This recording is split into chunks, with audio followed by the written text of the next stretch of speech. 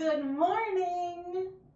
Good morning, good morning. Making sure that I have the sound up on the monitor. But hello everyone, I am Rebecca from ChemKnits. And today we are gonna play a game. We are gonna play a fun game.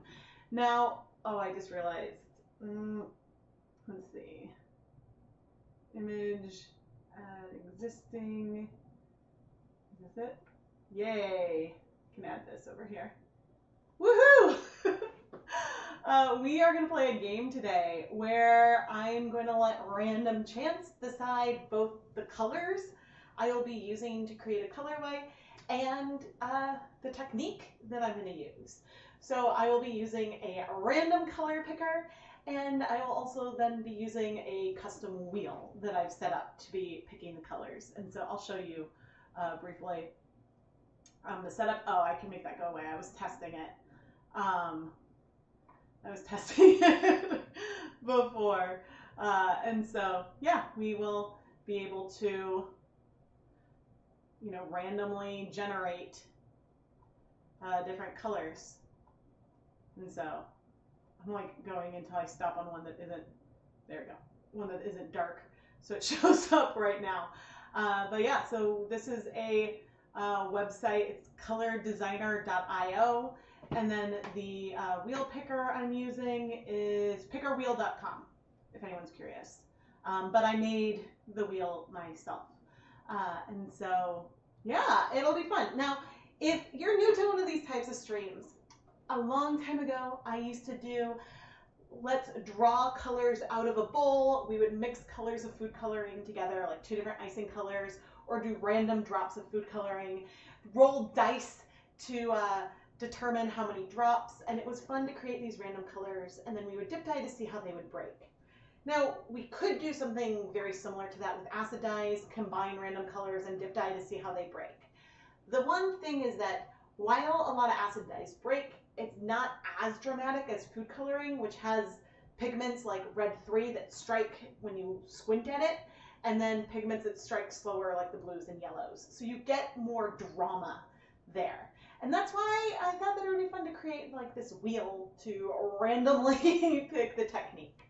Now, the rules are very loose today because the goals of the stream are to have fun, hopefully do some color combinations that are outside my typical wheelhouse. But of course, we don't know. We might get all purples. We might get all purples. But so the first goal is to have fun. Now, I will be randomly picking 3 colors. I'll go back over here. I will be randomly picking 3 colors. They don't all need to be used in the same proportion, and they don't all necessarily need to be visible in the final colorway. So I can mix them. So in the broadest sense, the colors that we draw, I will then use to pick I'm going to be using the colors that we draw to pick the dyes, the colors of dyes that I'm going to use. Unless, of course, I draw, do I think I have primary colors on there? Yeah, there's one that's like color mixing from primary colors. And so if that's the one I draw, then I will be trying to mix, for example, those 3 colors using primaries. But otherwise, I will be going to those colors, pulling acid dyes that are relatively close, and then we'll be playing around with them. So unlike some of my color challenges, I don't have to see all the colors. Mixing is okay. I can do whatever proportions that I want. It's just the main thing I'm excited about is that the colors that I start with, I'm not going to be going necessarily back to the same favorites. And so I guess for this, ooh, what green would that be? Maybe like chartreuse? That's not quite bright enough. I'd have to check and see, but the purple maybe would be a lilac, the pink, maybe Valentine blush, so we'll look at that. And then I don't think I'm going to go specifically to Dharma's website, but we could if you guys want me to. And so when we tried to pick, but actually, did I add? Yes, I did add guar gum because I do have some mixed up. But yeah, this is nerve-wracking. I mean, you know, it'll be what it is, what it is. And I have found, though, that I've been surprised when mixing colors, and sometimes things that I don't think mix well together will mix well together. The bigger concern is if I have something where the colors don't seem like they'll go well together and I have to do speckling. But I have an idea there on how I can technically use all the colors. So I've got some plans. And then, if there's white, okay, if we draw a color that looks white versus like ecru, what should we do? I could have that just be a wild card and then give you guys, like, let you guys vote in the chat. I don't know. I don't know what to do if there's white. I haven't thought about that. But the main goal, again, is to have fun, and I'm going to try to stick with the spirit of the challenge as much as possible. But there have been, well, one of the color challenges, I maybe wouldn't have combined those colors and I ended up loving it. So yeah, we're going to go for it. The goal is to do at least 4 colorways. Now, there is a rain date for next Monday. So for any reason that I need to end the stream early, or that I need to, if I lose power or there's a major technical difficulty, I will resume on Monday. And I will message anyone who has pre-ordered yarn for the stream to let you know what has happened.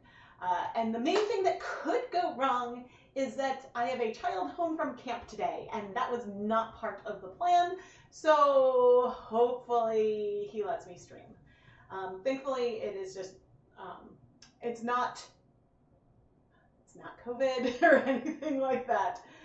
We've had multiple negative tests. It's just some other bug, I guess.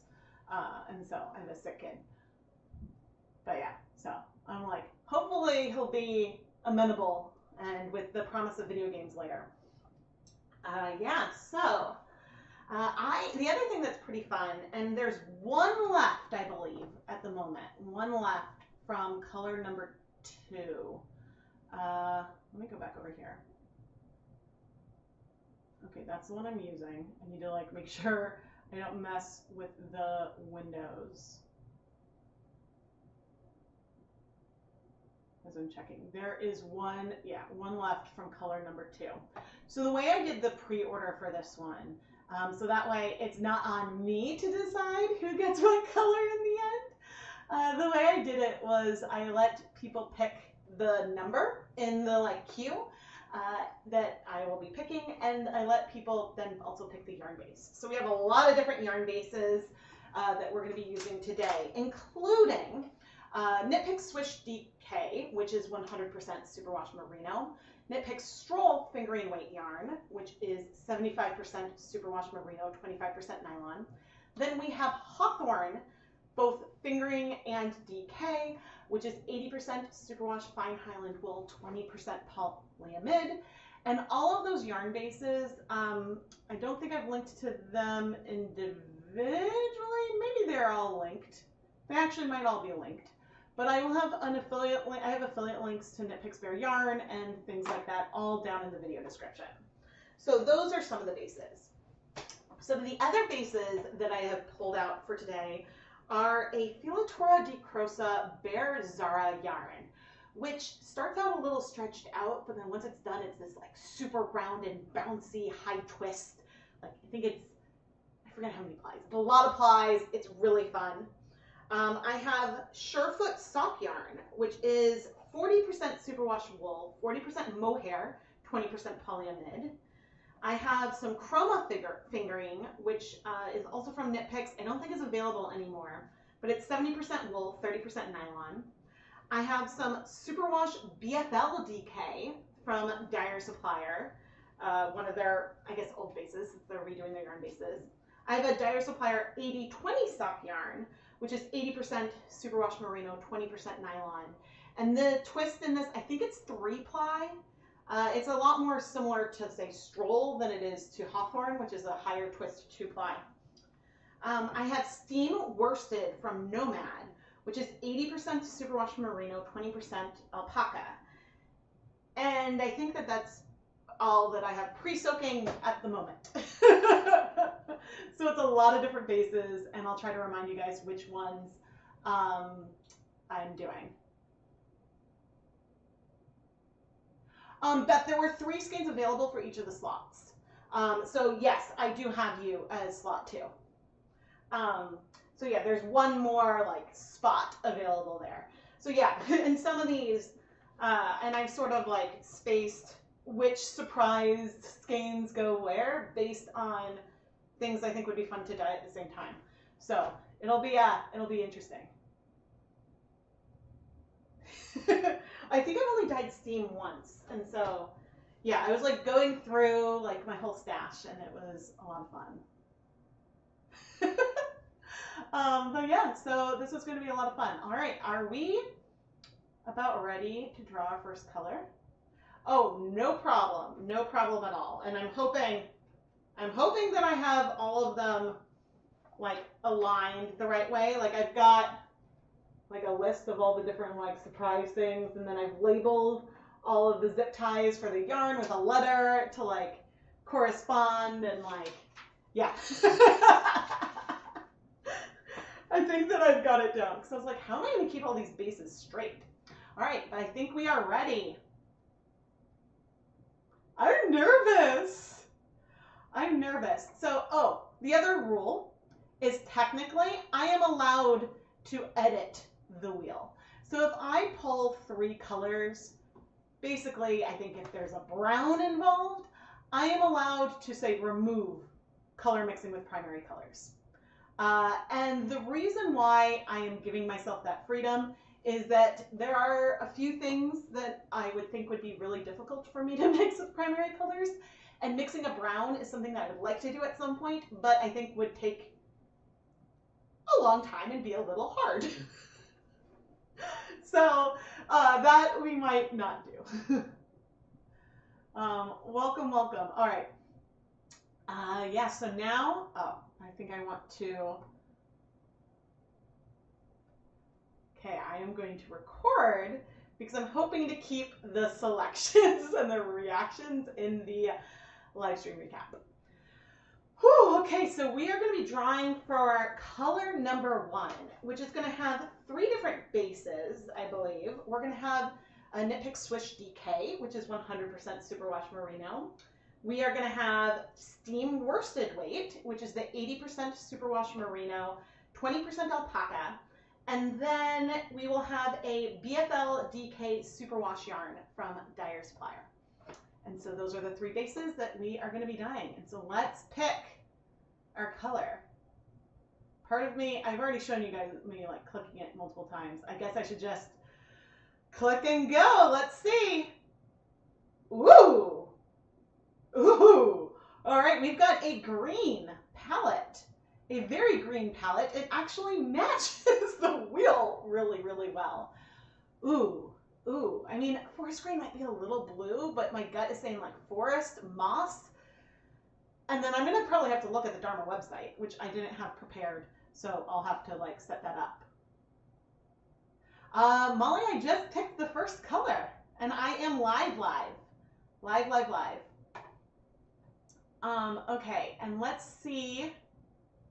Let's spin the technique. I think I could do almost anything with that. Are we ready?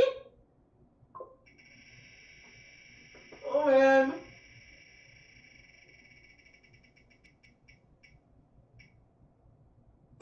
Ooh! Okay, this is fun. This is gonna be fun. All right, let me make sure I take screenshots. Yarn mop. So we will be using,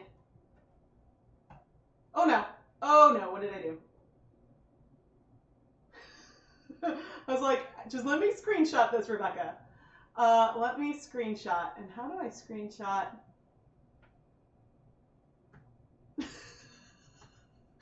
I'm like trying to take a screenshot of the monitor too. Awesome. All right, so yarn mop. As a technique for starting with, this is actually a really nice one to start with because it means that it's a great one to start with because it means that I'm going to be taking 3 different greens and sort of wiping them onto the yarn. And I might use another skein and kind of like speckle on something, so that way it makes it easier for me to like mop, but we will see. I just have to pick the right 3 greens. So let's see. I think what I want to do,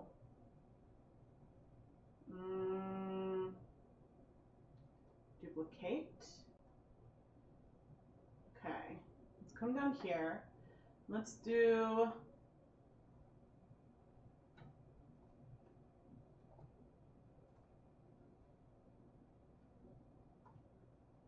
oh no, need to like keep that up.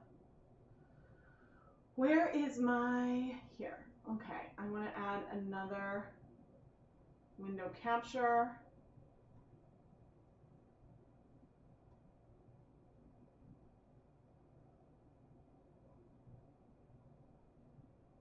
Okay, we're gonna just kind of look at what Dharma has, because I want to see, and we can try, actually, I should make this there.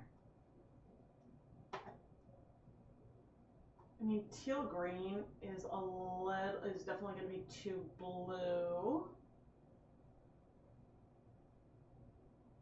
Moss green is a little blue, but I think could be there. Forest green is better than teal, definitely. Ooh, avocado. Avocado, yes. Lichen. Vanilla green. Sour apple is too bright.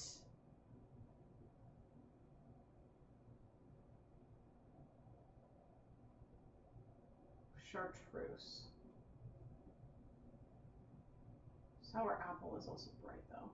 Okay, here are these greens. So I think teal is definitely a no. I think forest green is like the deepest versus bright. So I'm gonna do forest green. I think, what was this one? Avocado. What are you? We're not gonna do moss, I don't think. So I think forest green and avocado would be those first 2 greens. Oh, I should see chat so that way I can see if you guys have any recommendations. Radioactive is really bright though. The random generation for the yarn base is from viewers at home who selected yarn bases, but there were a lot of surprises. So the yarn bases were picked beforehand. What is this one?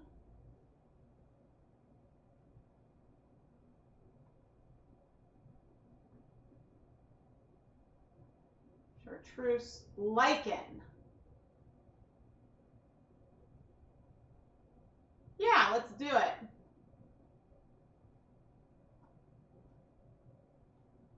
Lichen, avocado, and forest green. I bet you guys can't see. Here, I can pull that up. Oh no. How can I do this? There we go.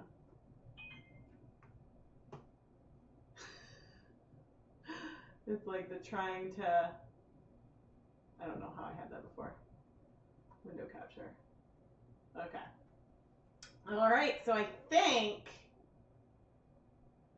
I've got the palette. Now I just need to go find the dyes, but first, let's go to the counter and we are gonna set up.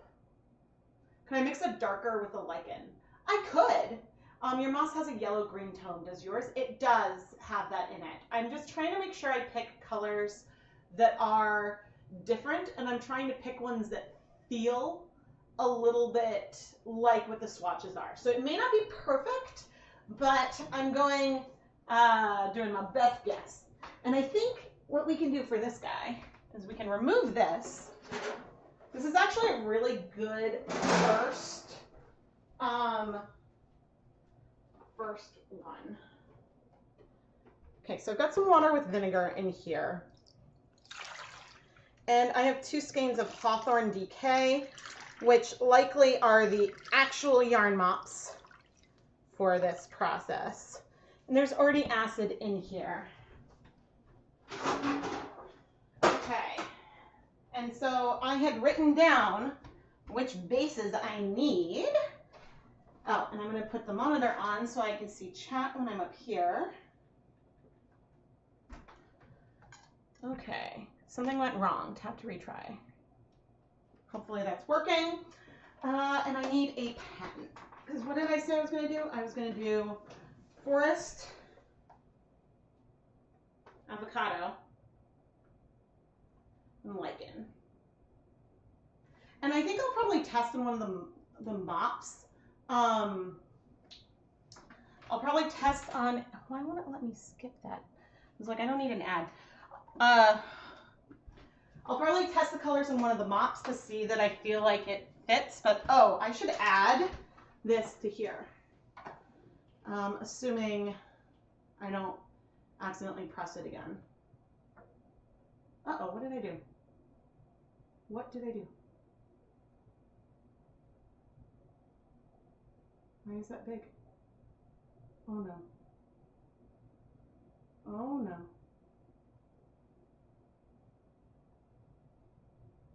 Did I mess it all up?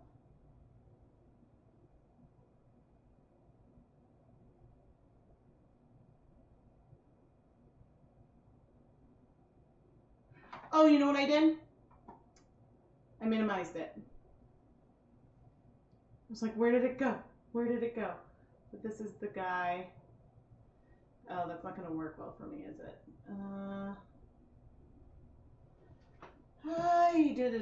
Okay, maybe what I'm going to do is this.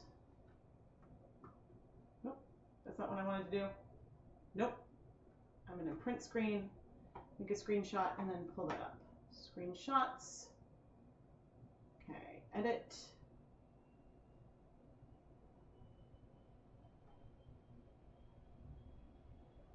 And this is colorway number 1. And so because we did yarn mop this time, I will probably remove that.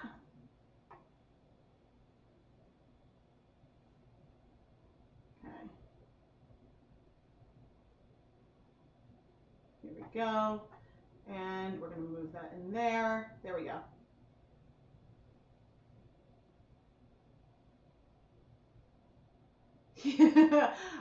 Well, Amy, I have a little summary in the corner. Okay, and so I need C, H, and F. F, B, nope, I found 2 F's. C, H, here we go.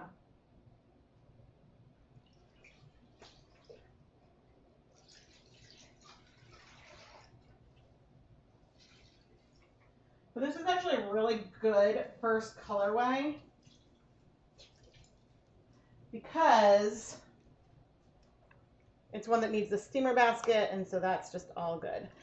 All right, so I've got our 3 yarn bases in here, which hopefully, yes, that updated. That is good. Okay, I have a steamer basket all ready to go, almost. I'm gonna add more water so there's no problems.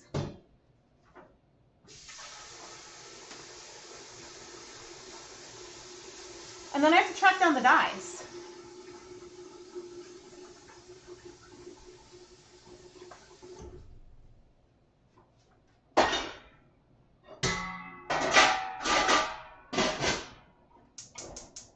Okay, steamer basket heating up. And let's see.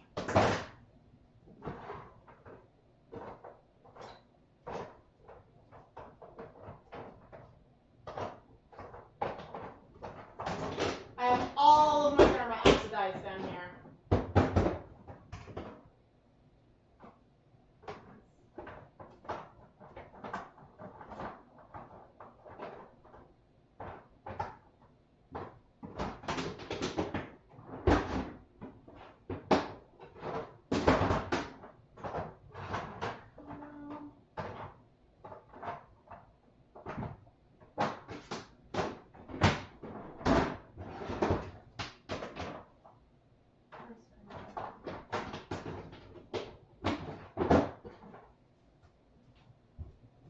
You know, I haven't swatched all of my greens yet, but But I think we've got our avocado, our forest green, just feeling a little empty. So if I need to, I think I have another one. An avocado. The moss green and avocado swatches look very, very similar. I may swatch that one as well, just in case. But they look so similar, so. Okay, so I'm gonna get, even though this is a yarn mop technique, we're gonna start off with a yarn mop. Where am I gonna put you? Like, I need a basin.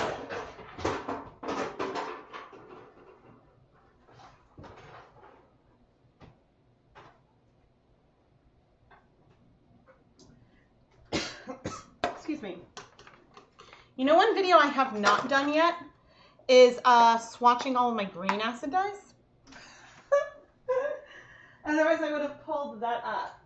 But what's going to finalize my decision here today is looking at these different colors and seeing the ones that in powder form will feel different from one another. And so I think that that is going to be important. But I want to photograph. Okay, now I'm going to put on my respirator, safety glasses, and gloves, and we're going to quickly swatch these colors.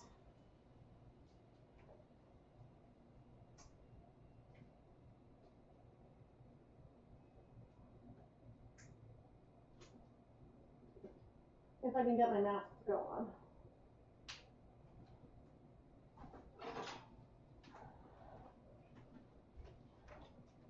And I need to remember that if my respirator mask, there's like a clip on it, that if that breaks in the stream, I have N95s.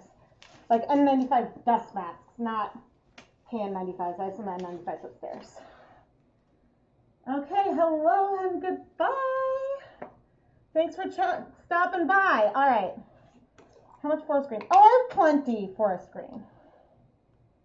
I'm just going to take a tiny bit on the spoon. And I'm just patting it out a little bit.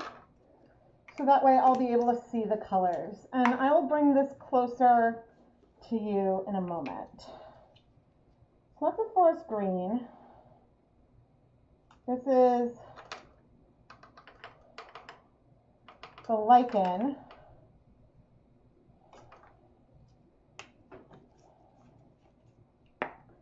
So far, so good. Oh no, it went blurry. Is it coming back? Oh, camera. Why on earth did it go out of focus? Let me see. Oh dear. Thanks, chat. Focus.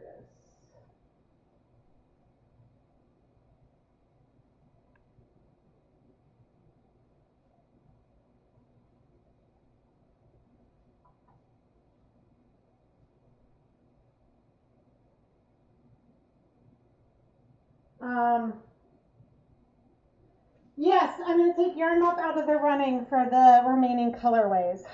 It should be fixed now. But thank you, chat. Okay, avocado. Oh dear.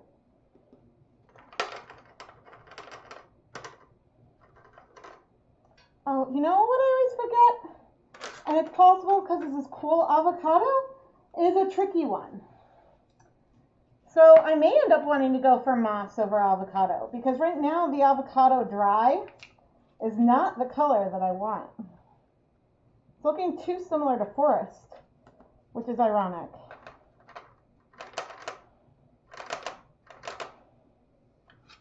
And that is why I'm doing this little test. And I'm going to take a picture of this. So I have it. So avocado breaks and is a tricky color, and I haven't used it in a while.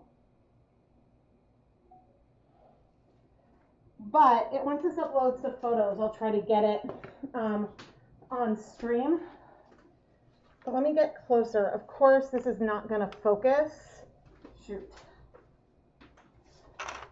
I did manual focus for far away. But the colors we have are forest green, lichen, avocado, and moss green. And, yeah, the avocado is too close to the forest green, so that's going to go away. So the final three colors for colorway number 1 are moss green, lichen, and forest green.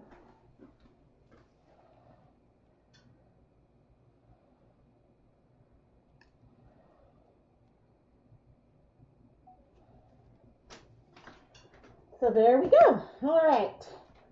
Now I need to set up my moppies. And how do I want to do this?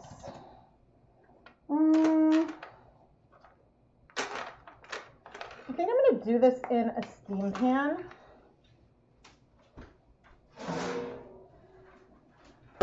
Like so. And then we'll just wash it. So normally a yarn mop is when I speckle onto some yarn, and then with the dye on my fingertips, I wipe it off sort of randomly onto whatever colorway I am dealing with. And this is something I really, really enjoy doing. The thing about it that's weird though, is that sometimes then I need a mop while I'm making the yarn mops. So, yeah.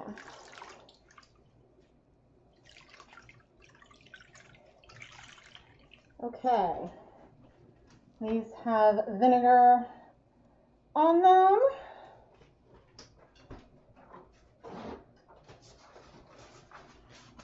And I want my hands dry. And I want to double check the bases. So I wanted CHF, H, F, and C. All right, I'm going to move this out of the way. Alrighty, let's do this. Okay, what am I going to do? How am I going to do this? Trying to decide if I want to like aliquot some of the colors out. The one concern always is that I don't want to introduce too much moisture into the dye jars. And so that's why I'm considering taking some of the powders out. Oh, I know how you can do this. Is that a shallow one?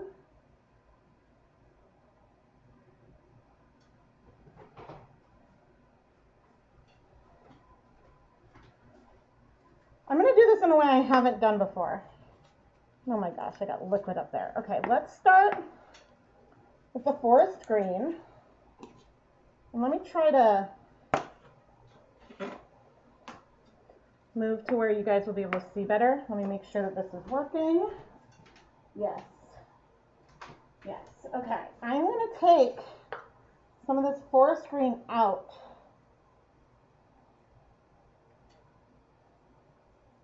And put it sort of in one quadrant, in one spot over here. So our colors may blend, but I can then go back in as needed. And I'm gonna need to wipe this dye off of my hand to start. But now that I have some dye here, I can pick it up even with my damp hand and then think, oh no, I better wipe this off onto our yarn. Now I do want to be careful because I don't want to like felt or over rub anything, but I do want to allow the colors to spread out. And so that's just one pass with the forest green for now. I will do another pass with it, but next let's do the lichen. And I want to make sure, again, my hands are really dry.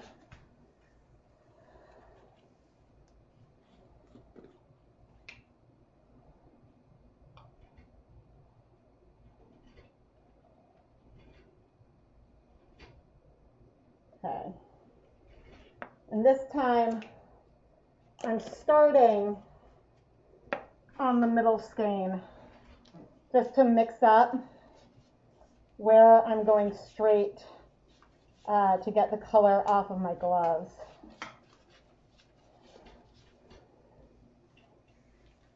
And again, back into the lichen. I'm going to need to reduce the steam on the steamer basket. And we may do 2 passes with these colors. It depends on how things are spreading. But I might do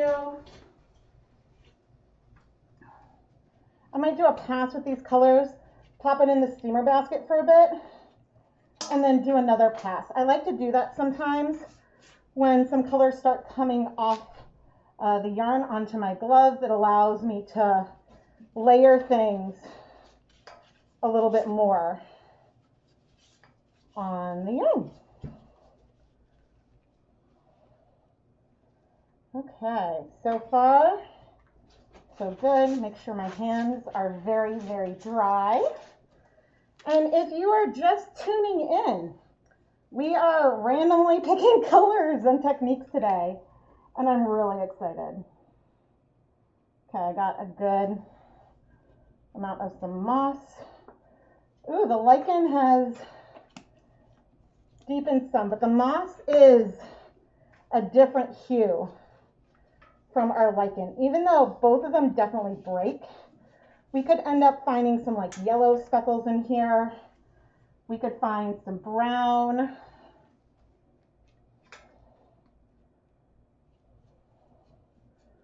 What base was F?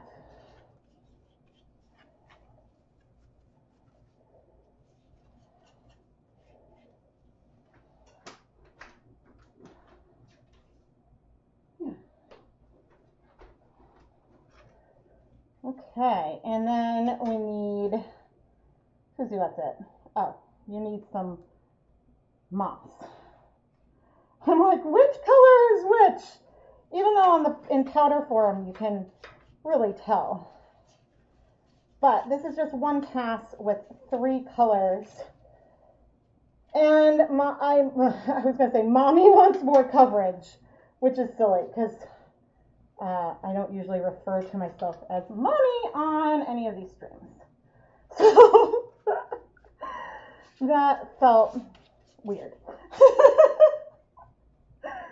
But this is where like my brain goes sometimes. And so now, and I just went back into the lichen because I sort of sorted these colors out already. I can just go straight into them.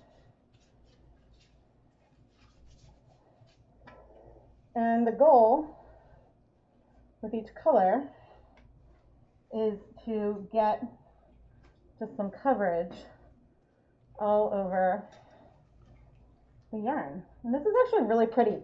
I have played with a lot of greens before. I have not played with this specific combination of greens ever. So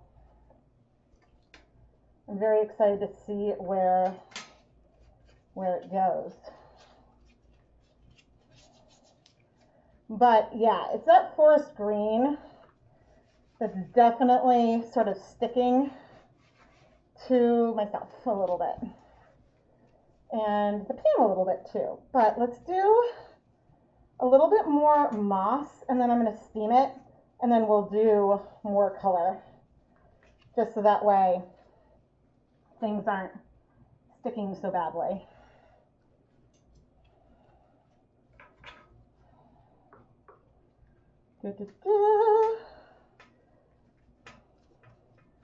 I really, really love the way that like these yarn mop things randomly come together. So yeah, but it's funny because like this is probably not, actually, you know what I probably would have picked if I saw these colors and I was trying to make a decision myself over what to do? I think I would have gone straight for speckles, actually. Would have been what I've been going for. And so I'm going to just clean up a little bit. All right, I'm gonna steam set this just for a couple of minutes, and then we'll add more.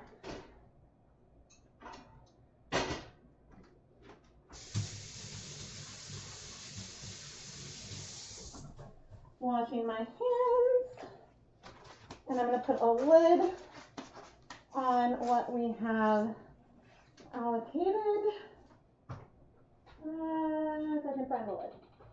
There we go.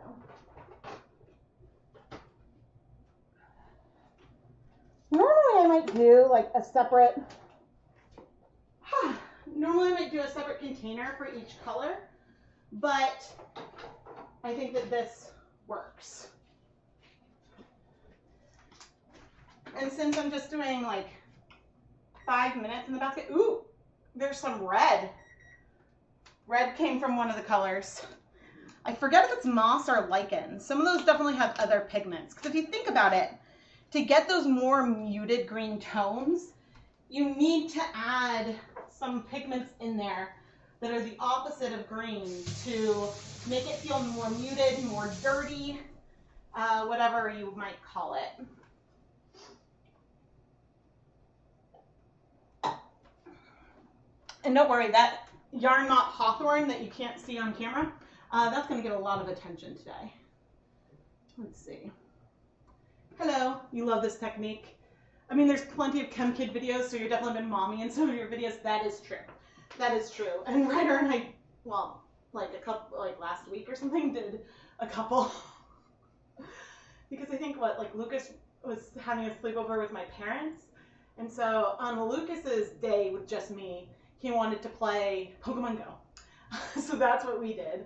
Ryder wanted to do ChemKnits. And I'm like, there was once a point when Lucas, all he wanted to do was do ChemKnit stuff with me. But now he's like older.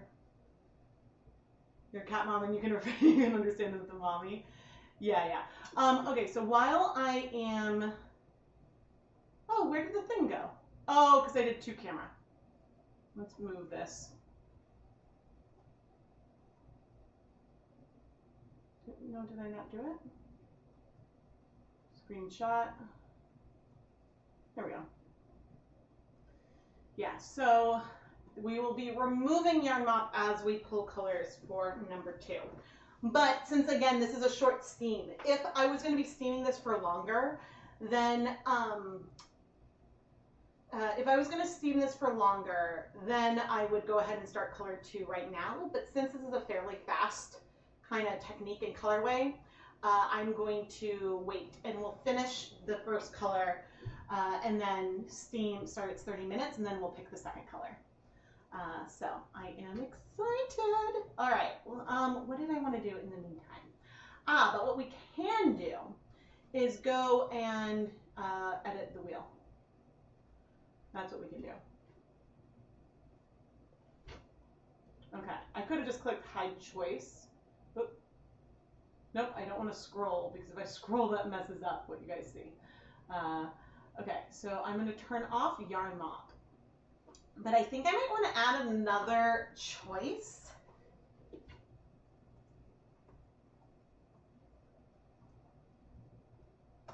Two techniques.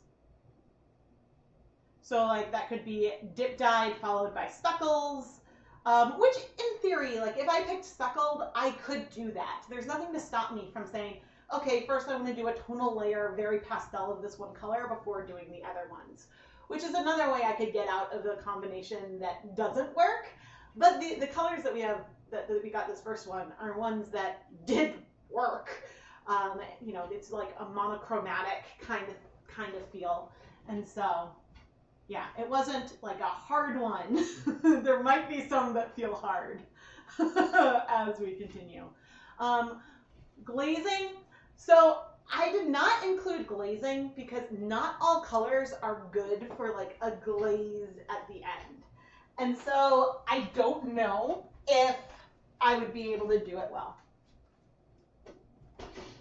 Like there are some colors that strike super, super fast, but yeah, I think that glazing is something that would be really fun. And if I get, 2 techniques, or if I get, do I have a kettle dyed one on here?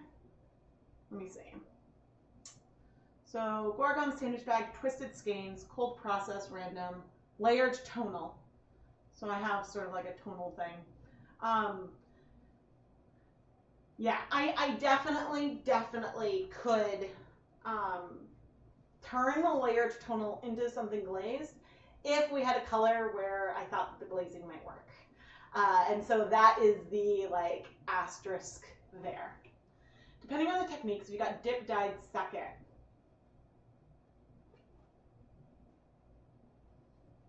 You know, I could do something where the dipping is the actual setting of the dye, and add stuff on. Yeah, there are, is resist a choice? No, I did not put resist as a choice, but it certainly could be, and I just added that. There will definitely be some interesting leave no dye behind skeins after this. All right, let me go back to the counter.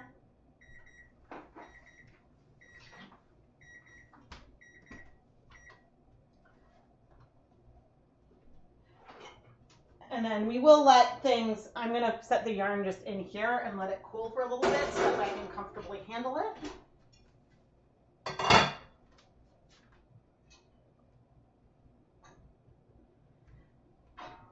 Ooh, hot.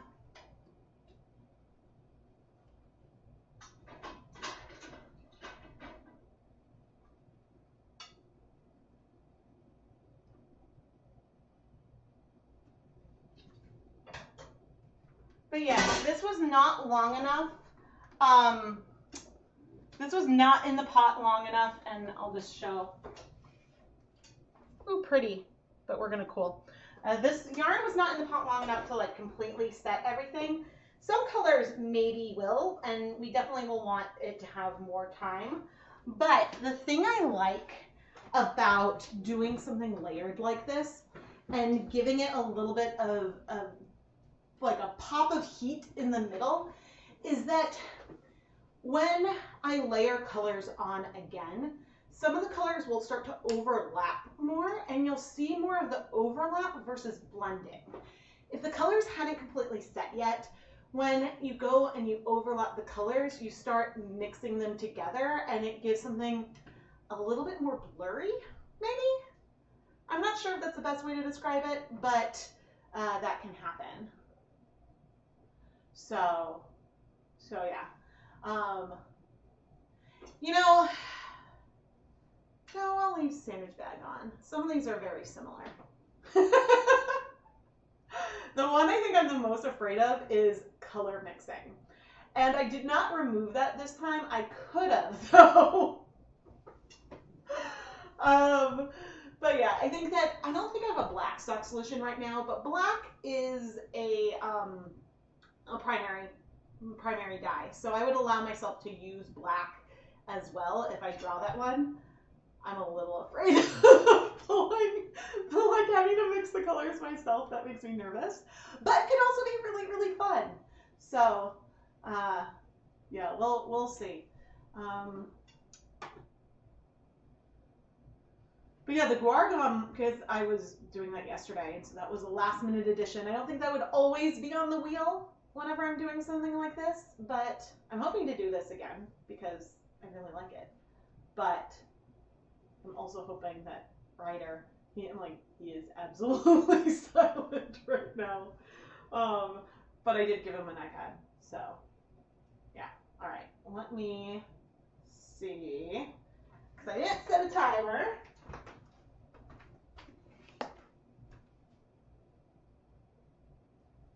Still a little warm. If I draw dip dyeing or some kind of like layered kettle dyeing, we might then have to pause and redraw a little bit later. But actually, one of these definitely needs more color. I can bring it over. But, oh no, reduce view. One of these I definitely want more color. The others are pretty good already. Oh dear, I'm gonna need new gloves. So So when my gloves get sweaty, like those ones are now, and I can't put them on easily, I set them aside and then I reuse them later. So, guar gum. Does that thicken the dye into a paste so you can get separation of colors and minimize bleed? Yes, exactly. We like challenges, embrace the color mixing. I will try. But okay, this is the steam one right now. And I'm moving the zip tie before I put the glasses back on to like expose the areas where I most want more color. This is the BFL Superwash DK. And this was the one that I felt like potentially needed more, but it is pretty good. I think this is our Swish DK. So we're very, very close. Very close to something where I am satisfied. But I'm gonna put my respirator mask back on and we'll finish this up.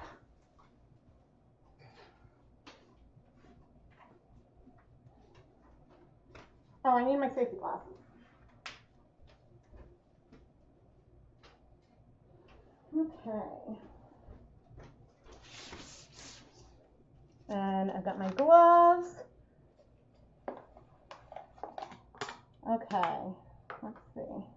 Oh, these colors might start to blend just on my fingers. I feel like I'm almost out of moss, which honestly is not a bad thing. It's not a bad thing to run out of a color. And now I'm letting myself have a little bit more control over where I am placing the pigments. Sort of tapping, then tapping it on.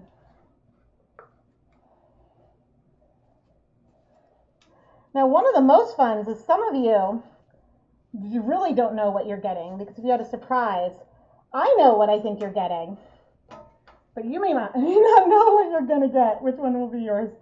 You might be, actually, that's true. You may not be able to figure it out because you don't know what other people are getting.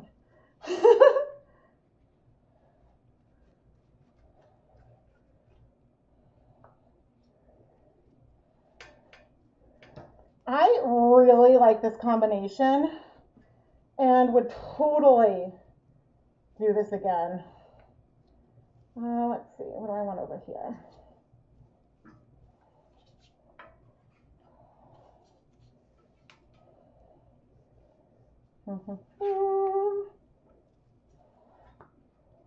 You know, I may not have a lot of dye left behind here.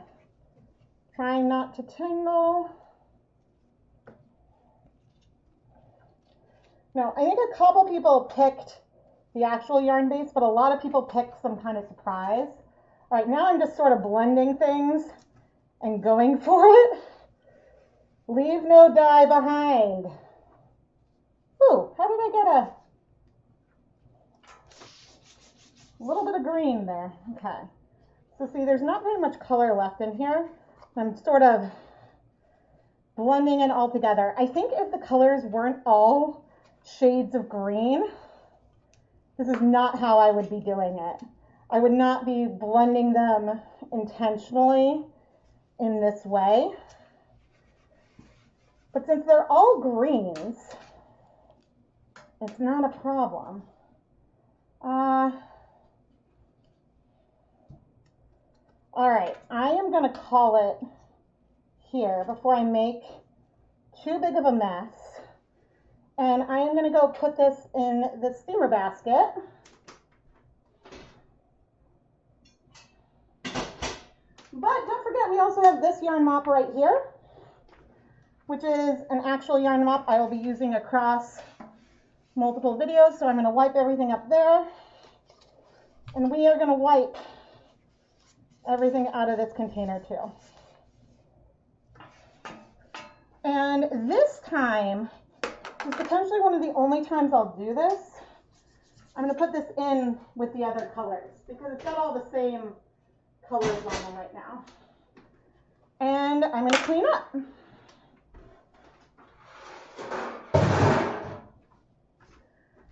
by clean up, I mean at least put everything away.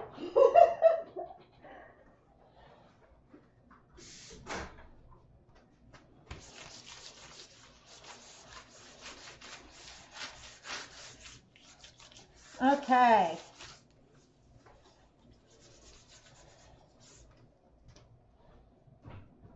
All right, let me see.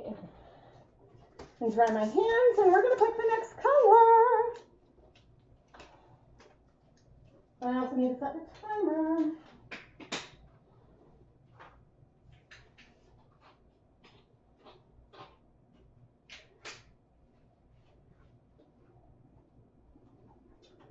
Okay.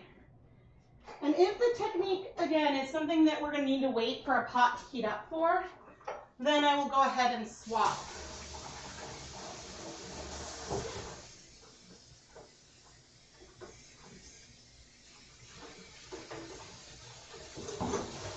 Okay. Let's see how we're doing. Oh no, there we go. Come on, blues and purples. Oh, right, I need to check.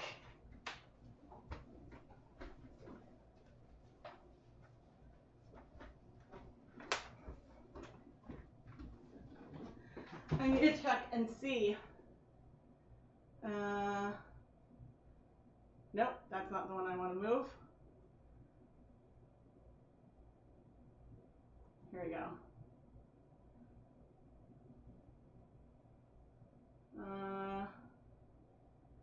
Right, okay. Ooh.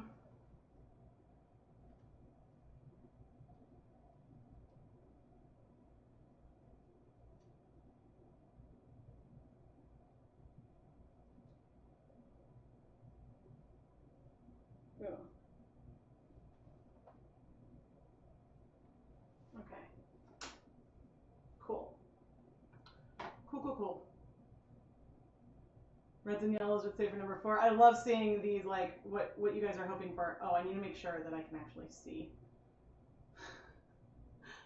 Nope, I should not be hiding that. I need to see.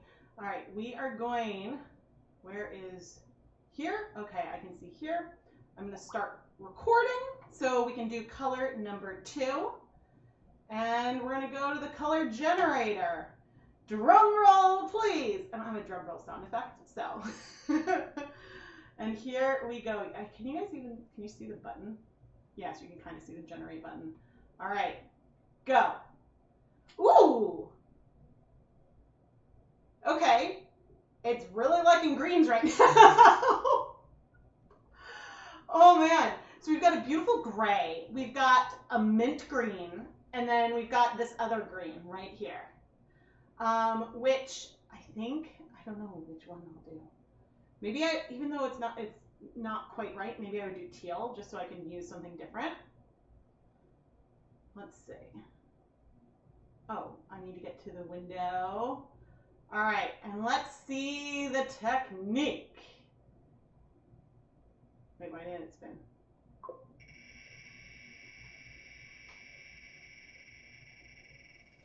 What's it gonna be? Oh no! Oh no! Oh no! Oh no! No! Okay, I can embrace the color mixing. Oh! I can do it. I can do it.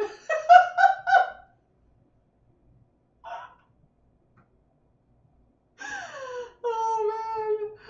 Oh. Okay, I think I have a tiny bit of black. Yeah. I'll have to mix with black. I can bring the black in. That is fine. No, I'm not actually sad. But I was like looking at it and I was like, what technique do I not want for this palette? But I can use black to make my gray. So I'll be fine. Oh no. Okay. Let's go here. I'm gonna make a little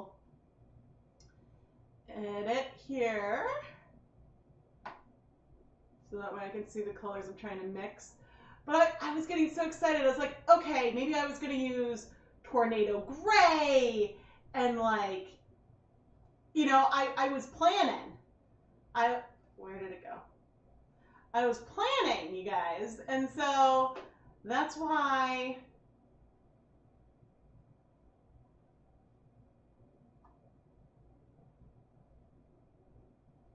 that is why there was the oh no.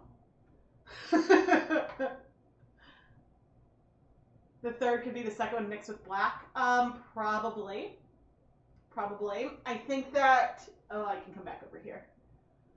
Because I was like, ooh, I'll use Tornado Gray and Spearmint Breeze. And then I'm like, oh, maybe teal?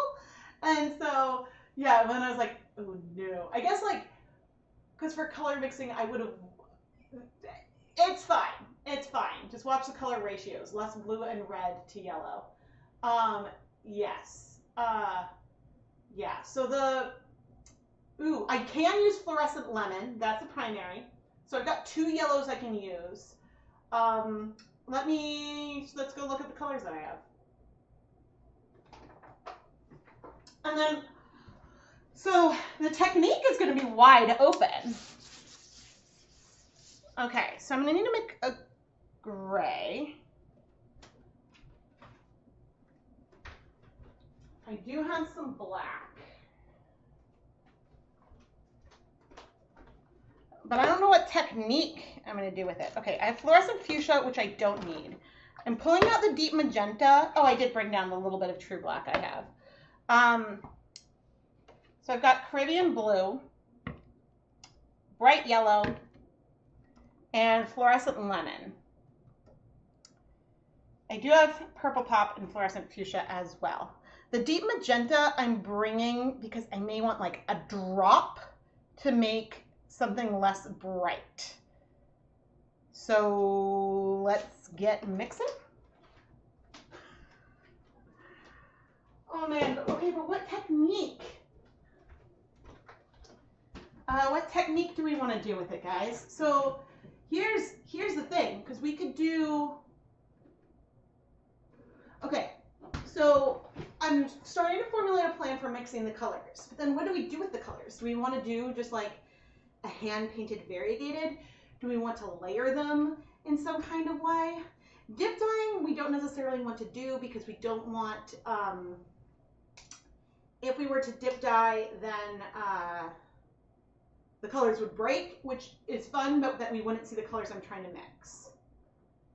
Dip dye and watch it break. Black is a primary color, yes. I'm allowing that. I said at the beginning, I was like, if I need to, I was a little nervous about it, but I was like, oh, true black is listed as a Dharma primary, so therefore I'm allowed to use it. Squiggles. Squiggles is something I'm inclined to try.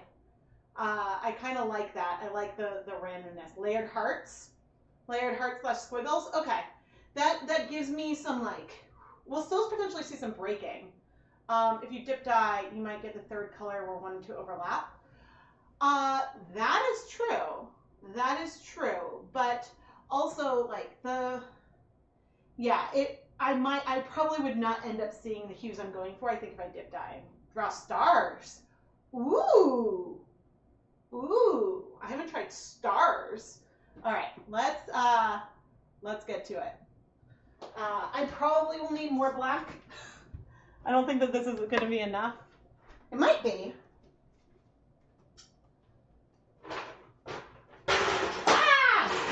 We're good. But I'm going to use these tulip squeeze bottles today. Oh, and the yarn. Okay, you know what I'm going to do?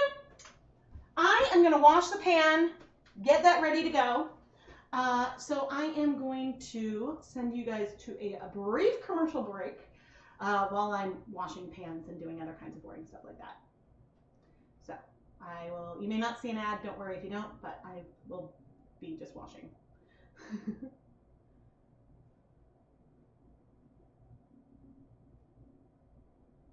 Cool. Okay.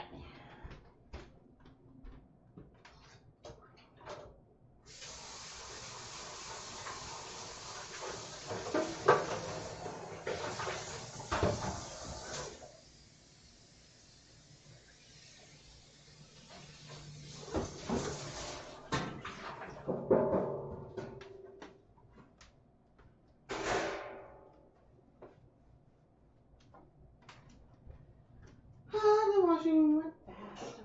Okay. And I want the little cups.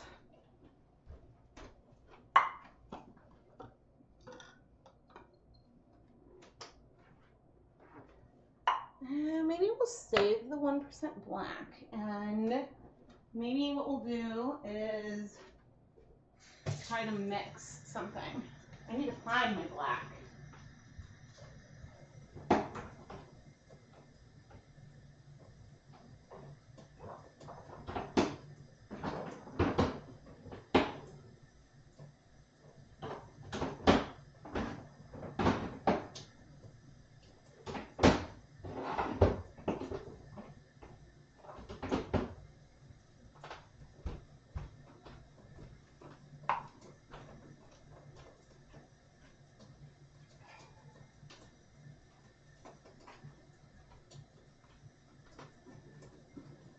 Oh no. On your phone but not your TV? Oh, funny. I never know how the algorithm works. Oh, come on, mask. Let me fix you. There we go. Nope. I need to go in this way. Oh, God.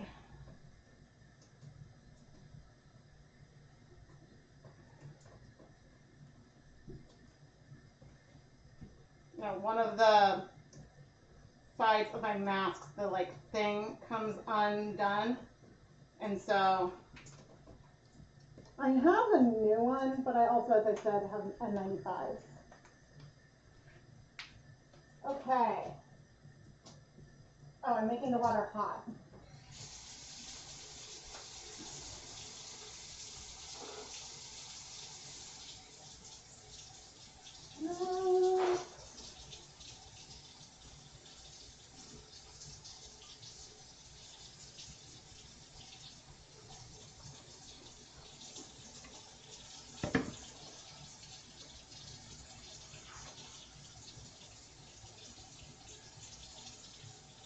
We're gonna get whatever black here we mix. Oh dear. Oh, I didn't even set a timer. I'll do 20 minutes there. Let me get take the yarn mop out though.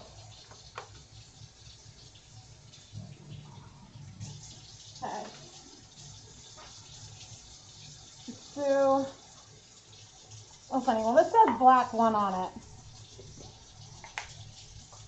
This black is almost gone.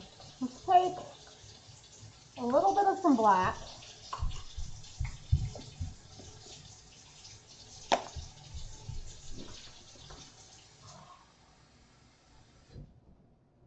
Okay, we're gonna take a little black and dissolve it so I have some more to work with.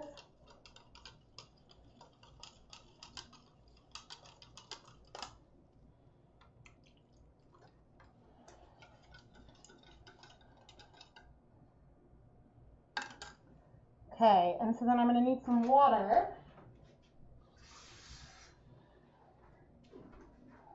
And I can take my mask off. because we are going to need to dilute this. And I think what I'm going to want to do is add like a drop .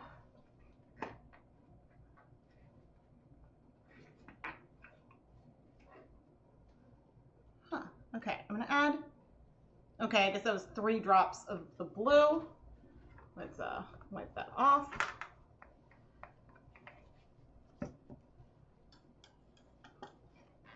Clearly, this bottle has something on it.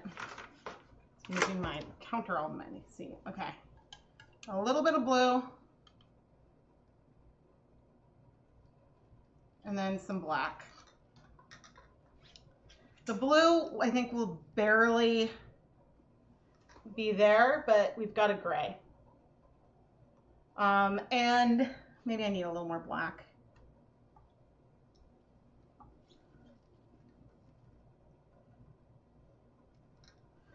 Yeah, we'll add a tiny bit more blue. Just did like a little squirt.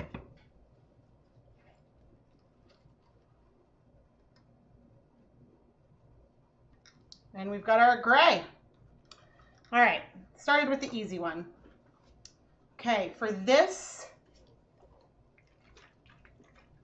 green,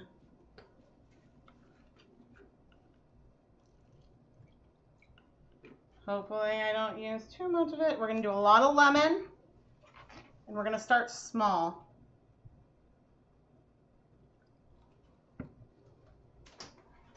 Need a spoon. Actually, I can use one of these wet spoons. Fluorescent lemon is a primary. And we've now got something that is not close to what we need. Hope I don't go too far with the blue. Very well might. Because I feel like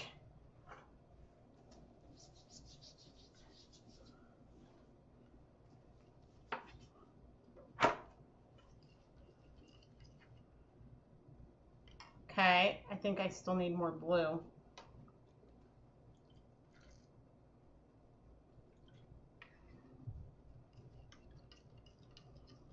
And we can dilute it. Oh my. Okay. Oh dear, fine. Fine, fine blue. Ugh.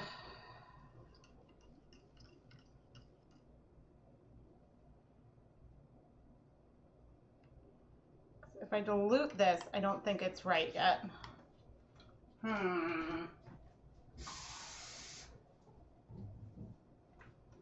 we want bright.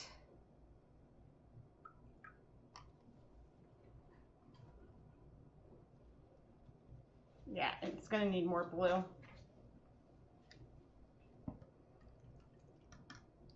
I don't know why I just did that. Oh God. Or why I just did that. This was not on all the way. This is why we have a yarn mop. Caribbean blue.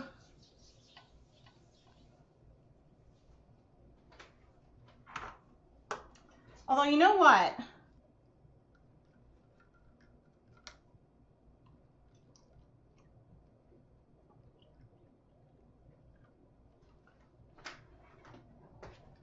Maybe I wasn't getting that green, but let me see how I'm doing now. Oh, that is way too black. I used way too much black.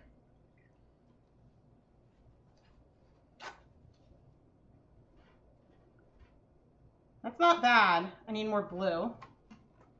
Oh my God. I am making the biggest mess you have ever seen me make.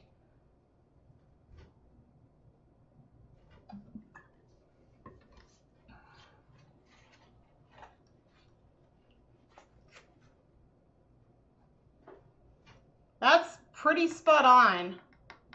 That's not bad. Maybe a tiny bit more blue.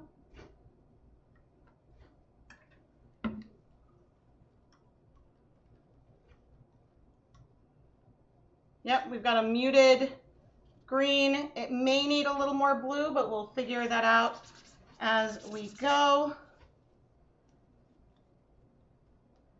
And now I can think about how to make this feel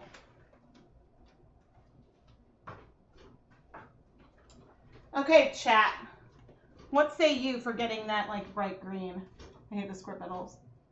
Isn't it messy? Yeah. A drop of magenta. You think a drop?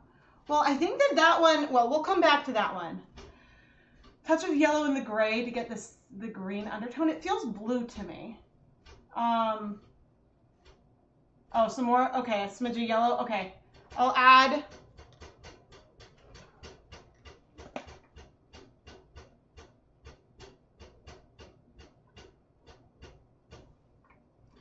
I added some yellow to my gray.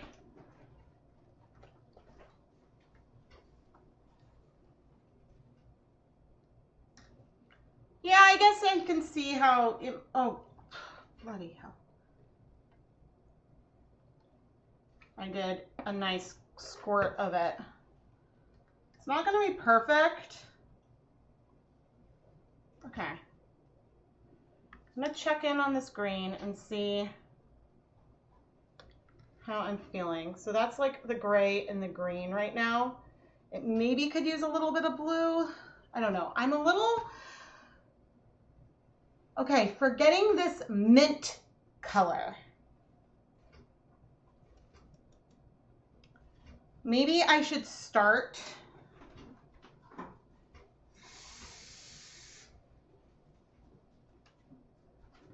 diluted and start with the blue and then add yellow instead of going the other way.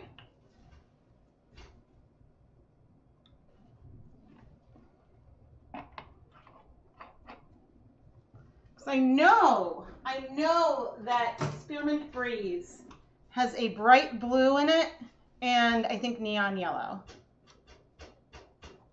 Okay, so we're starting there because I think that this is still too, ooh, maybe instead of yellow.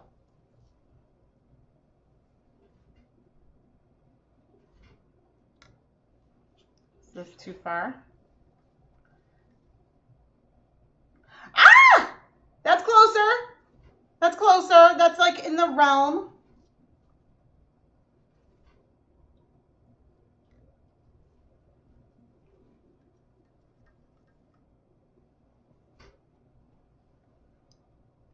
That's close.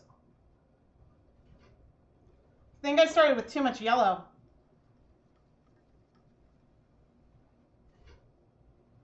All right, I think we've got it. I mean, this is totally going to break, but there's our palette.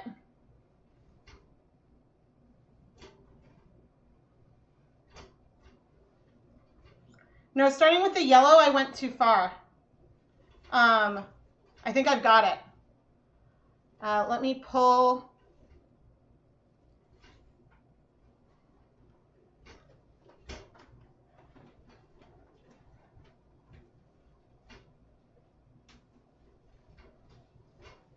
I'm going to swatch them onto my other yarn mop.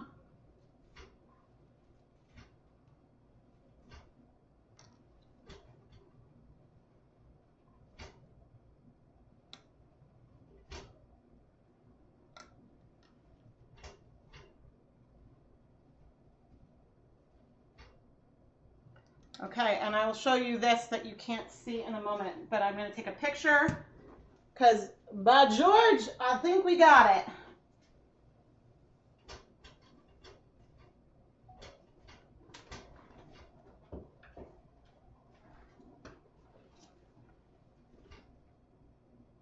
See?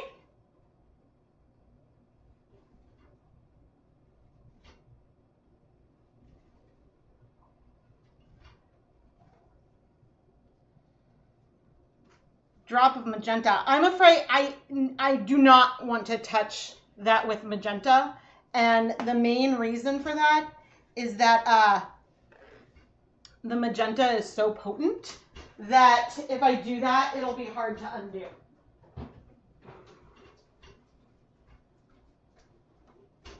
Okay, I need to clean up all this mess.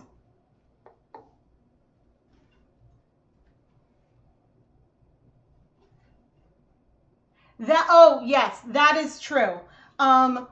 What I'm seeing on the monitor, yes, thank you, Julia. The camera colors are not as true. I'm taking pictures on my phone throughout the process, and I'll try to like show that later on as well. But yes, the colors are not gonna be perfect seeing through the monitor. But yeah, I would have thought, well, I need to pour these. I absolutely would have thought that that starting with yellow would have been the way to go to get the mint color. But when I did that, I think that like I wasn't adding enough blue. So I think starting with diluted blue and then adding the green to it got me pretty close to what I wanted.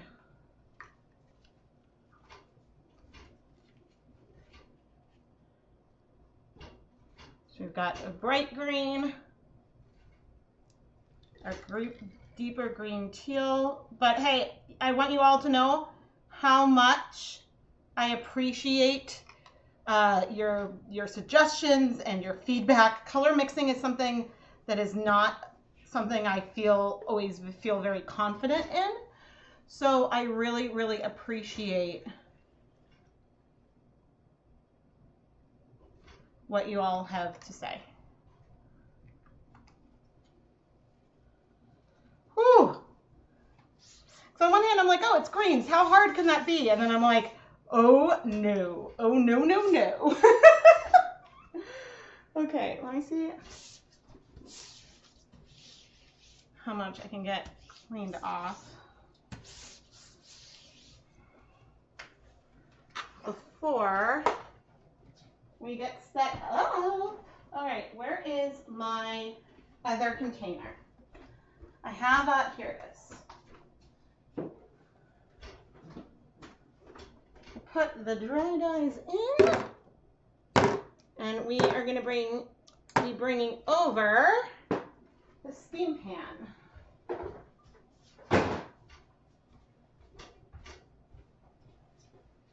Okay.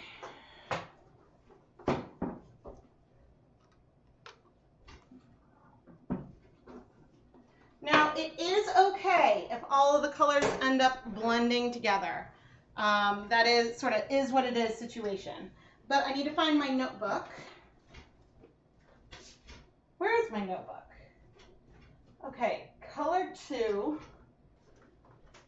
I need to write this down.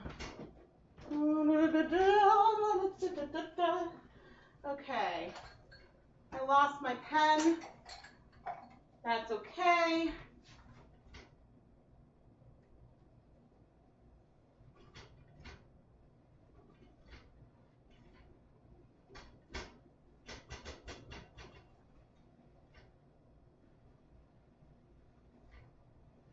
Okay, GEI.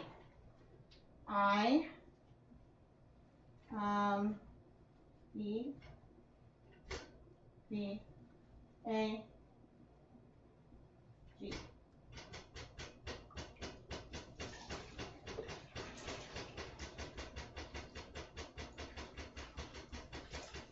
All right, oh dear.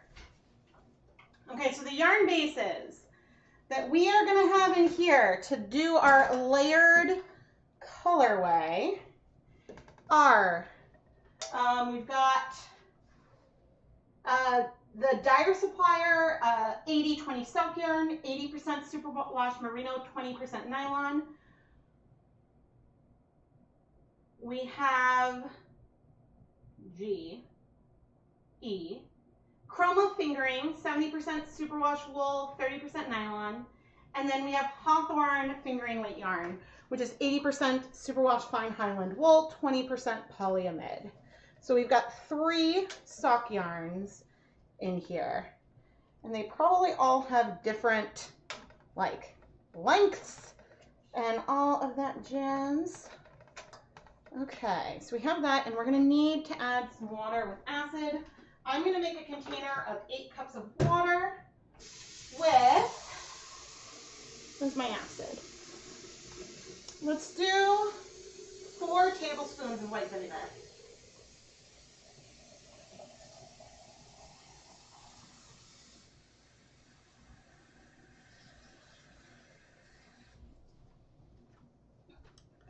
And that's just because we've got our Caribbean blue blend. And I'm going to use as much of this water as I need to get good coverage on our yarn.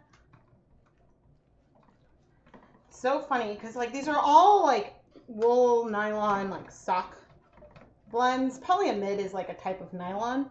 But what's so funny here is that they feel, all these bases feel very different. Okay.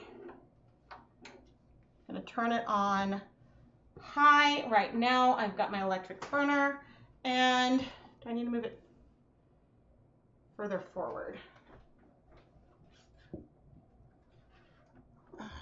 so you guys will be able to see well. And I'll move the thing. I'm realizing it's in the way. I'll move it to the other side. Yeah, I'm going to add the rest of the water. This will allow the colors to spread a little bit more. And we're going to let that heat up. And I'm going to sit back down. Hoo-wee.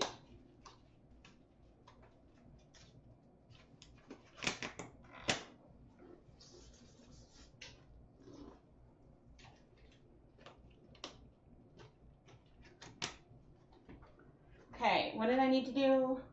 That is on. This can come off.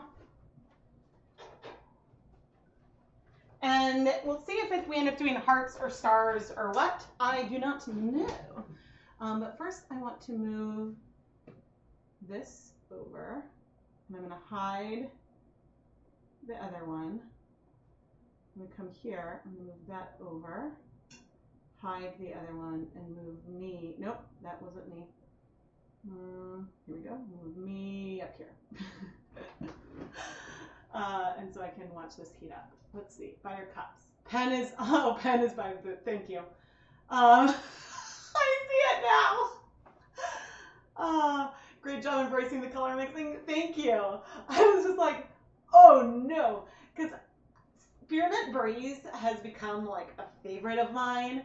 And I just did like depth of shade with it for the Dialong recap. And so I'm like, oh man, like I know that color now. And I was just thinking like, ooh, what's the other one gonna be? Because like dark teal, probably like maybe diluted. But yeah, I wasn't sure. So we'll see. And layering with these mixtures could be interesting because the yellow may spread, but the blue also may spread. So I'm excited to see what they do. I know, I have it like written down, Beth, about which one is which. Thank you. You're gonna lose a white pen with a pale blue accents on a white tablecloth on a bunch of Caribbean blue streaks. Oh yes, I will. Yes, I will.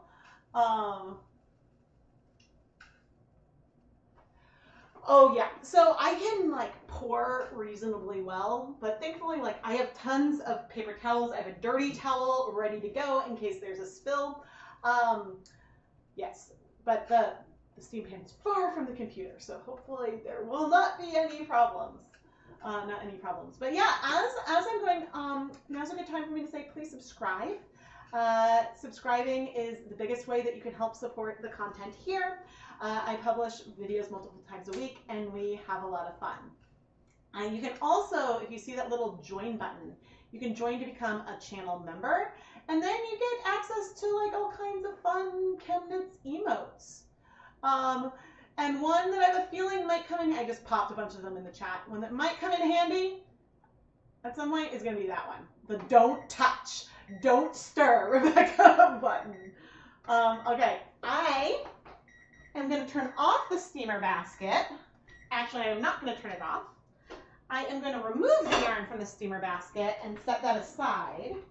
But the reason why I'm not going to turn it off is because I'm going to pop our other yarn mops in just to help prevent those colors from moving around more.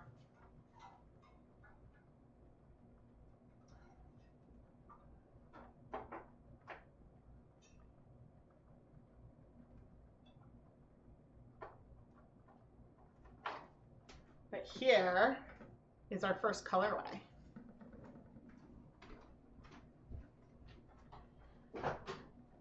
I really like it. It's really, really pretty. It's not what I think this color combination is also one that I might need to revisit, like picking colors. By picking colors, picking like pre-mixed acid dyes versus trying to mix on my own. Let's have a timer for 10 minutes. Just to, especially that blue. You haven't heard Indy yet. Leave it alone. Yeah, the leave it alone emote. Yeah, Indy is being a very good boy. I'm like, I haven't used this in a while, so it's like But what we're gonna do now, so we're starting to see some steam over here. So what I'm gonna do is flip it around. So one of the thing burners is larger than the other. And also I'm moving the yarn to sort of try to distribute the heat a bit.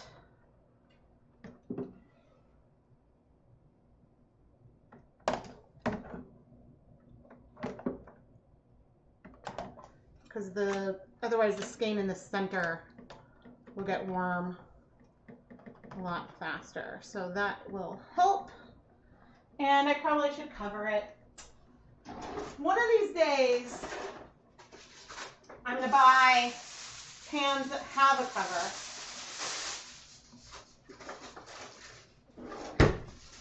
But in the meantime, we can use foil. And the reason why I'm doing this now is that it'll trap some steam in there, which will mean that it heats up a little faster. But it shouldn't take very long. Of course, it's wiggling now too. Indy has been very, very quiet today. It's hot. It's gonna hit, so it's already 90 degrees. It might hit 100 today, and which is the reason why it's like the power could go out or something, right? But I think that while I'm letting this heat up, I am going to briefly go check on my kid. And then I will pop back in. But I'm gonna leave this up versus like putting things away. I'm like, I just haven't heard from him, which is good.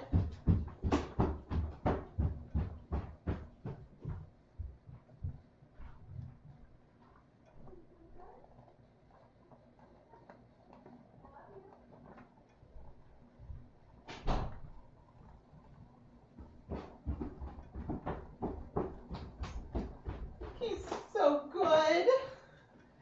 Oh, he is all snuggled up in bed with his iPad. He has like this whole little setup, so he's just like watching, I think like Lego Jurassic World, Camp Cretaceous. No, not Camp Cretaceous. That he will watch with me. I won't have him watch it by itself, but Legends of Issa Nublar. That's what it is. It's all done with like Lego figures. You have your 1-year-old's birthday party on Saturday. Whew, that's hot. I know I can just order covers for the steam pans, but what I want to do is, yeah, we just haven't figured out if the shelf is going to live, where the shelf's going to live. What I want to do is there's some pans I want that have like a perforated insert. So the steam pan has like a steam insert. So in theory, in the pan, you would have water and then you could steam cook something. And so I want to get that with a lid. I know I could just buy the lids for these, but yeah, it's a where do like keep it problem. Oh, because ChemKnits is taking over our whole house. Whole house. Oh my gosh. Okay, let me go check and see how we're doing.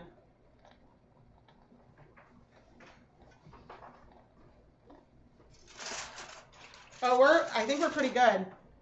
So I'm going to reduce the heat now on these. How's the humidity? High. The humidity out here is very, very high. And I'm certainly not helping things with what I'm doing here right now. Oh my gosh. Yeah, so that 3-piece thing is what I would like to get at some point. Now, I've really been liking using this pan for stringing. I'm gonna flip it again. But it doesn't, you can't cool it off quickly. So, all right, but I'm gonna start with a squiggle. This is like my color check. A squiggle of the green. A squiggle of the other green. Sort of now that they've, oh dear, have had some time to be in their bottles. And a squiggle of the gray. And I am gonna let this sit for a little bit because I want to see what's going to happen with the colors since they are blends, especially those two. I'm trying to see like if it's going to strike quickly, how much we might see it move, things like that.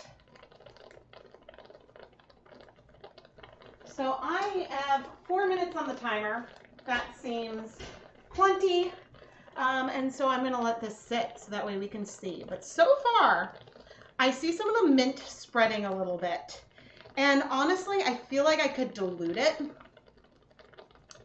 I feel like I maybe should dilute it with some water because it might be a little too saturated. So I think that's what I'm going to do. I'm going to pour out about half of it.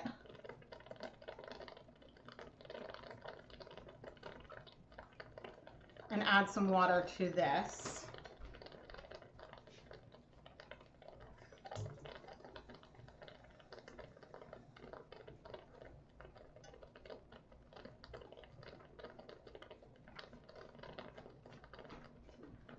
Let's do, yeah, I think that that's a little better. It's a little bit softer.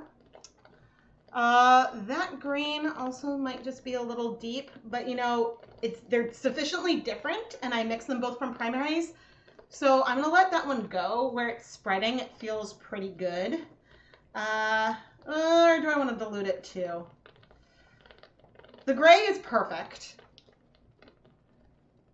This is the green. Yeah, fine, I'll dilute the other green. Fine, I talked myself into it.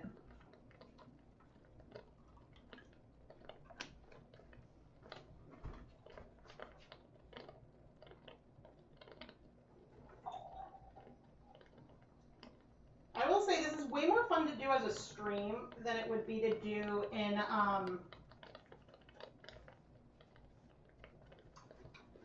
pre-filmed video, because sometimes when I'm doing a lot of stuff by feel, then I get like so in my head and my sentences aren't clear. But so let's do,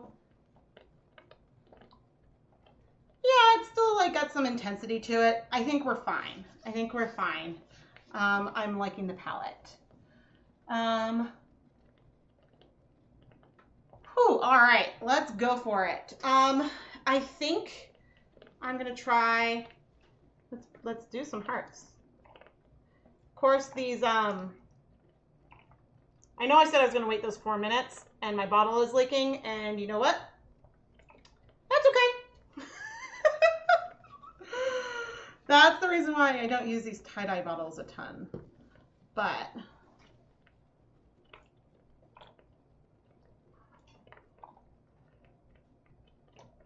when we flip, we'll get some more layers. But I like this color combination. And the way that these three colors will mix and blend is going to be beautiful. It's funny, I really do like it. The one thing I'm nervous about, because I'm like, I'm really hoping the next colorway is not green based, because that would just be funny. But I've played around with a few different random color pickers, and I played around with a few different ones, and there's been some variety, and so hopefully. All right, removing yarn from steamer basket, but I need to use the tongs and wipe out steamer basket.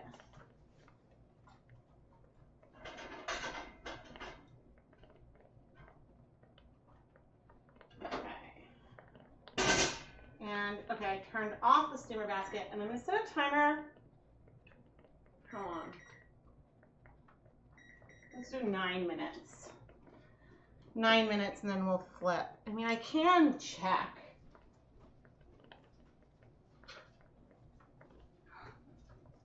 It'll be bad and check.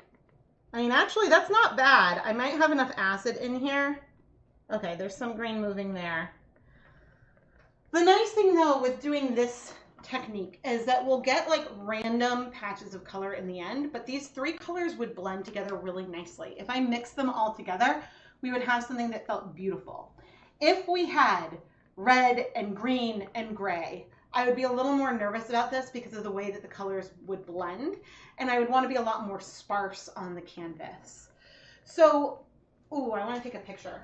What I want to try to do actually is bring a picture of the colors that I see in. And I think I'll do that with the other finished yarn as well. Although that picture isn't as accurate. Hopefully I can download these pictures and so then I can show you guys. Because on the monitor, it's looking way too blue. When I see in person, it's feeling fairly spot on. I have not done Wordle yet. My Wordle chat is going big right now. Okay, I'm gonna try to get these pictures. I wonder if a bit of plumber's tape would help the leakage. Maybe, but it would be hard to then refill. So that I don't know. Nope, there's more than one item to back up phone.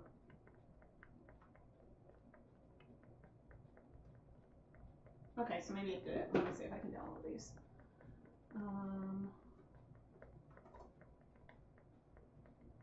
Nope, hasn't shown up yet.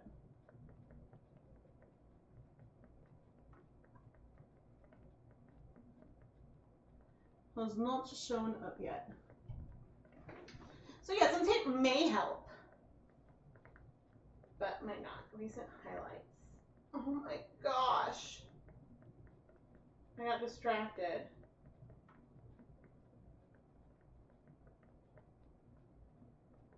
How do I save this? Oh, save then and now. No, my phone just gave me a picture comparing my kids in like 2017 to today, which like is gonna break me. Thanks for the Wordle reminder. No Wordle spoilers. No spoilers. Okay, it's backing up. It'll just take some time.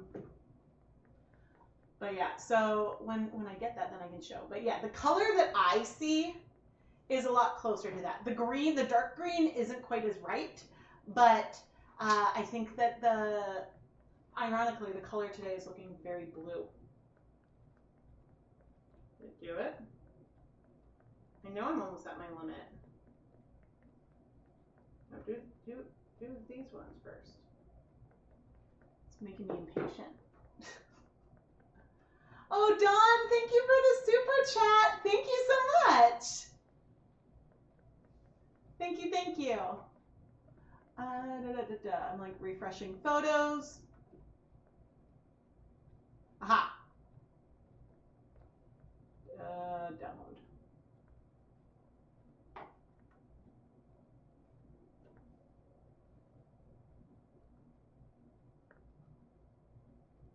Well, the irony is on my screen. It's now. Okay. The irony, though, maybe.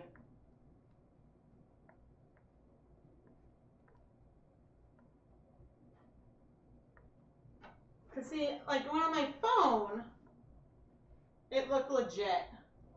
Is that how it looks? I'm seeing more green in person. It's brighter in person. I think that my monitor could be in part. But, yeah, so that is that one. And then here is a picture of from our first combination, just to show. Find you and then delete you. The pear matches the mint. O-rings, yeah, O-rings might be the solution for leaking bottles. Because I don't think the Tulip, like their bottles definitely don't have O-rings in them.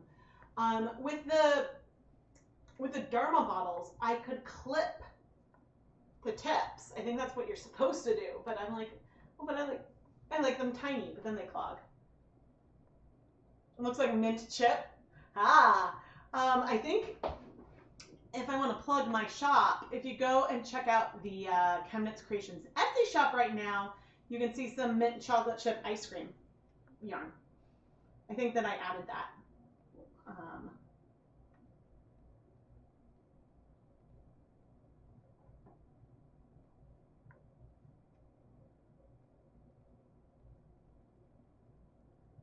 Yes, the mint chocolate chip ice cream is in my shop. Where's the other one? Weird how...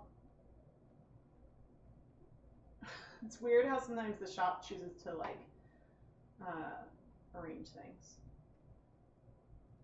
Okay. But I'm trying to be patient and there's so many windows. I need like another monitor. Plumber's tape, when it's thick, it would just fill in the gaps in the threads. Oh, so like maybe if I did that like underneath the cap. Yeah, maybe.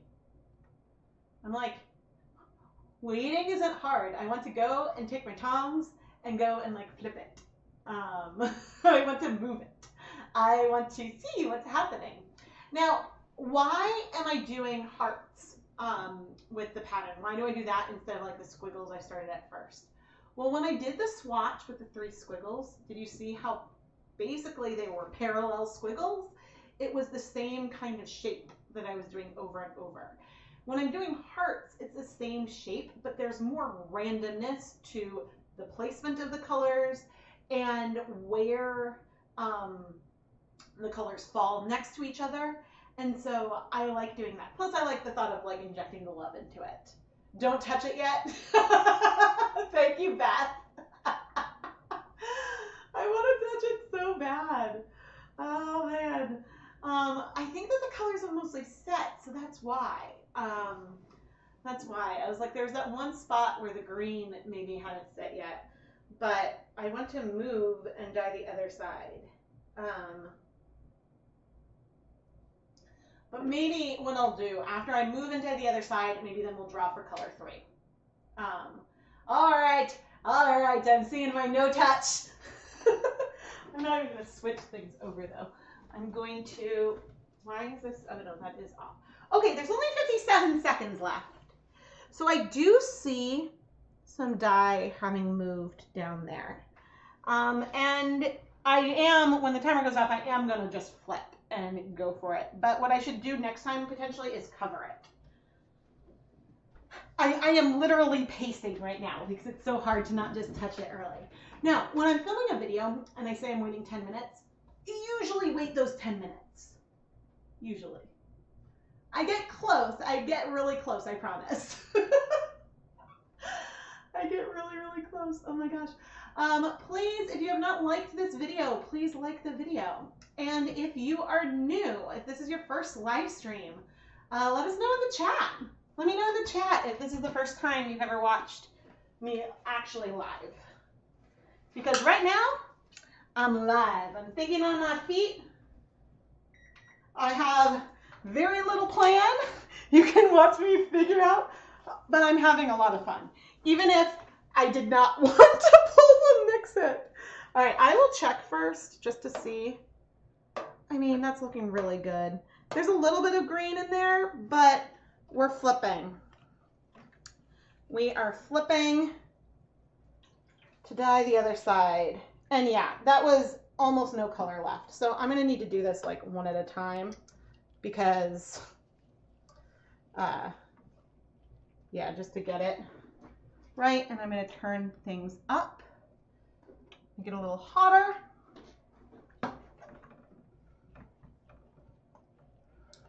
The goal is to expose areas that don't have color or not very much color, and to have the areas that have the more color on it already on the bottom. And especially for our friend in the middle. Okay, let's do this. I'm gonna start, I think this time, with the bright green. Take a minute to grab a drink. It'll help the time go by.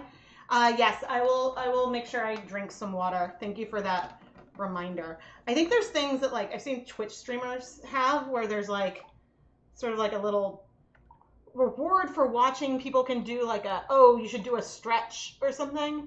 And I'm like, I don't think that there's any way for me to set that up like through YouTube, but yeah, telling me to take a drink is a very good thing.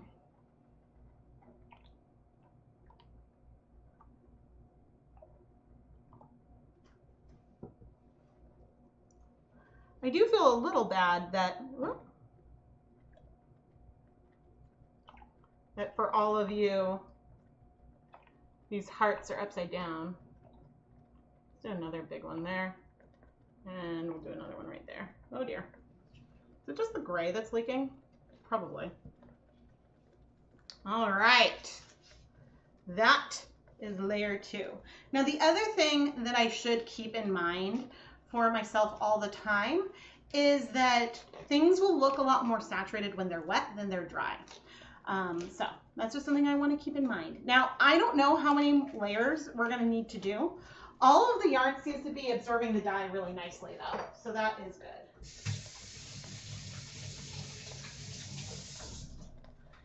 Okay.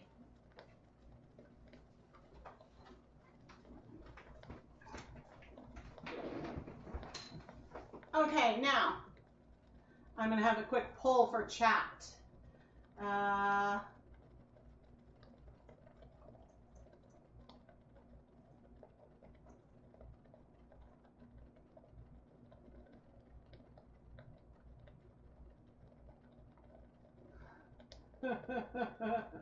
Oh no! How do I show?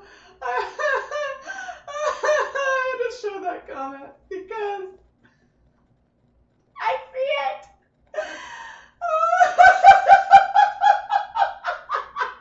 I'm not going to say it out loud, but the chat replay should be available. Just about what upside down hearts look like. All right, so I have just started a poll, I think. No? Did it go? Oh. No, it didn't start yet. Okay. I have started a poll. So our first colorway was very green. Our second colorway was very green. The question I have for you is, if the third colorway is green, is mostly green, should I re-roll or not?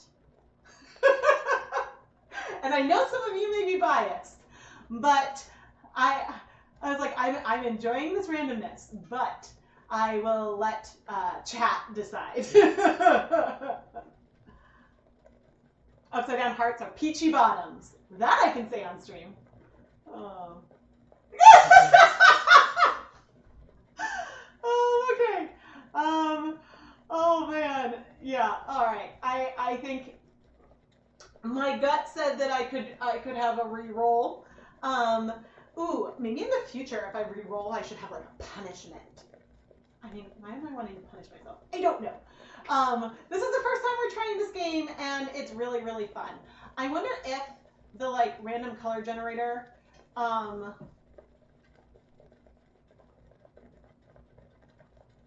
in theory, I wonder if it could. Custom settings.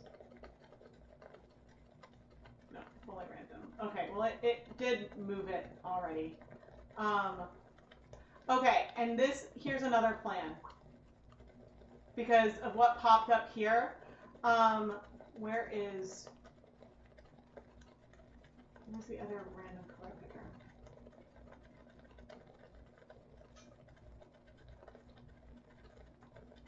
What do we do?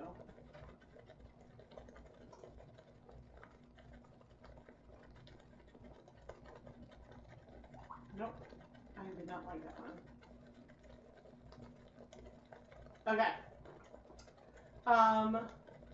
Okay, if there's one green and two other colors, that's fine.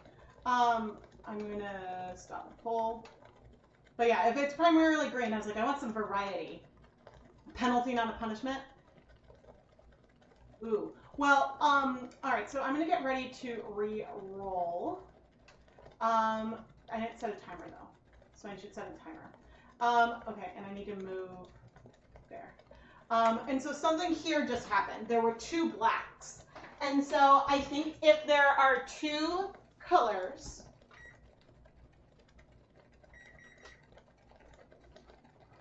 if I get two of the same color, because, I mean, they must be different, but if I get two that are that close, rather than using two blacks, what I might then do is go to this other site that is, and refresh it, and it'll give me like a random color.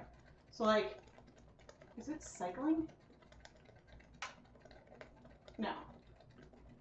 Okay, so this other site, I can like randomly pick another color if I get two that look too similar. Because using true black and toner black isn't as fun, so I think I'm allowing that. Okay, and I need to go to the wheel. Hide choice. We are done with that. And I can edit these choices based on the colors that I roll. I dyed with only one gloved hand. Oh dear Lord. Oh my gosh, Lucas tie-dyed at camp and came home covered in dye. I was like, I am a professional dyer and I've never had that much dye all over my body. Is it too hot? I don't think so. There's plenty of water in there. But thank you. Okay, let me see.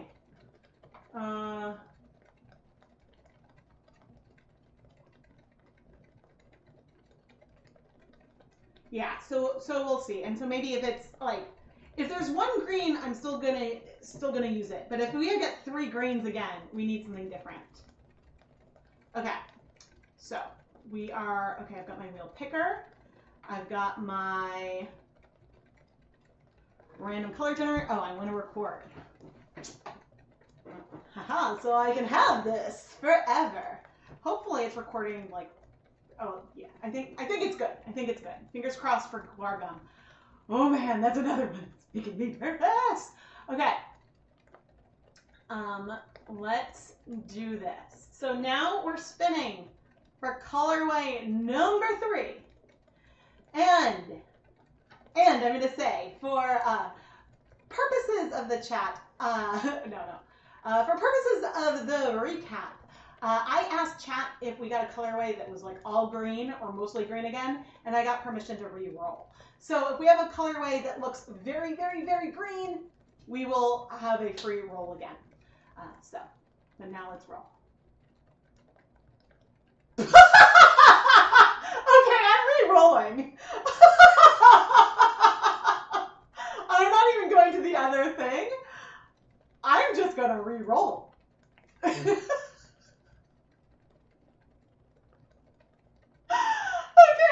that doesn't count. And the one that was there before, I was just like, why? I think I clicked it by accident or something when I came over. Okay. That doesn't count. Let's try this again.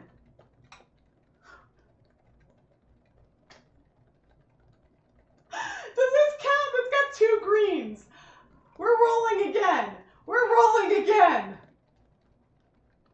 Okay, guys, we got another colorway. We did it. We got something that's not all black, and we got something that isn't green. We've got like a very deep brown. That looks almost like my muck color. Maybe it's a little too warm. And then like a really soft blue. A soft blue. But yeah, getting 2 greens. Getting 2 greens. That was hilarious. The color generator accepts my challenge. I did not even check to see if like like what was that? Oh my gosh. Okay, I need a spin. Where's my spinner? Okay. I don't know what colors I'm going to do yet, but let's see.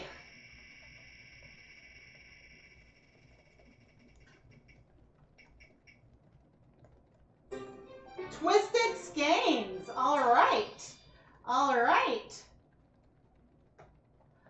So we're going to need to get some colors, and this would actually be really, really pretty. Stop recording. Okay, so we're gonna need to figure out what colors there are. Yeah, espresso bean. Ooh, espresso bean could be a little. Ooh, I need to look at. Which of course you guys won't be able to see. Ooh, would I be able to show you that? I don't know. Documents, color swatches. Where is my muckety muck?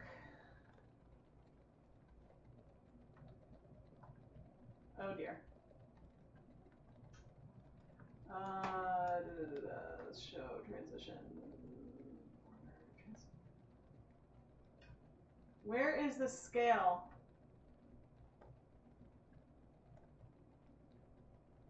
Fit to screen. Okay. So my muck. Yeah, I think I may have some liquid muck.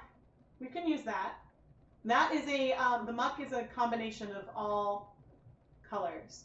Some brown here feel good. Maybe, oh, you know what I just did? Okay, you know what I did? Where would it be? Oh no. Nope, nope, don't do that, Rebecca. What are you? Ooh, where would it be? Screen grabs from editing, shoot. Screenshot?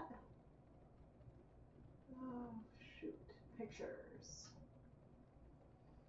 Oh, where is it?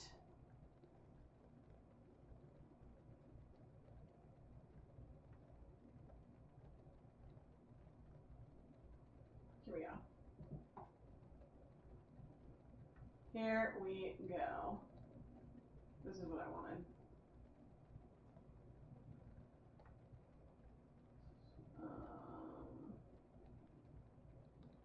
Okay, so chocolate brown is, I think, too pink. So I'm going to use the muck for that lightest one. I think maybe I'll use teddy bear brown. Okay, so I'm thinking teddy bear brown, my muck dye, which is upstairs. And so the muck was a combination of all 40 jacquard acid dyes. I happen to have some of the liquid dye, so that's an easy one to use. Okay, so teddy bear brown, and then the blue. I do have all of my blue swatches.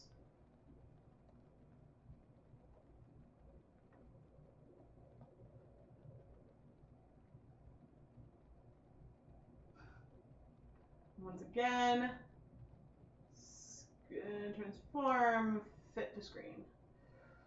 Okay, so I want a dusty pale blue.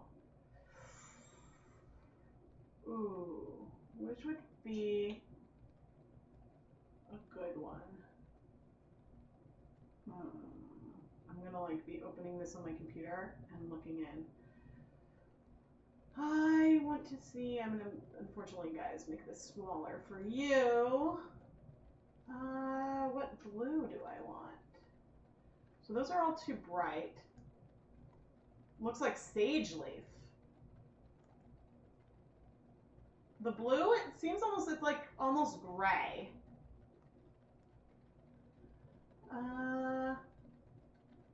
Peacock blue at a low depth of shade, maybe? It's a little bit more green though, you're right. I mean, sea spray, it's like almost sea spray, but... Or like teal blended out. It almost feels like that. Coral reef. Yeah, I just don't want to use that color. I don't want to use the greener shades dyes. I'm trying to pick a Dharma one, because that's what I've brought down. Shoot.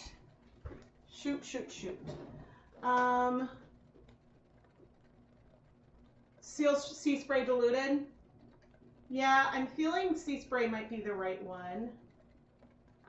Because yeah, I'm trying to go for the Dharma colors. But we'll come back to that. Let's come over here and do another one. That's true. We're all looking on different monitors, but some of you guys have these colors.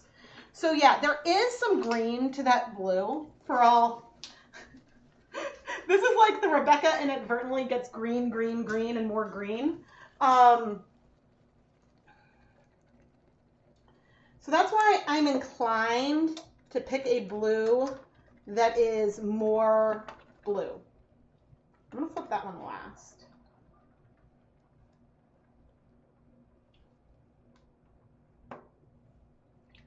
Oh, you know what else I need to do? I need to start mixing up a dye pot too. Or like heating up a dye pot.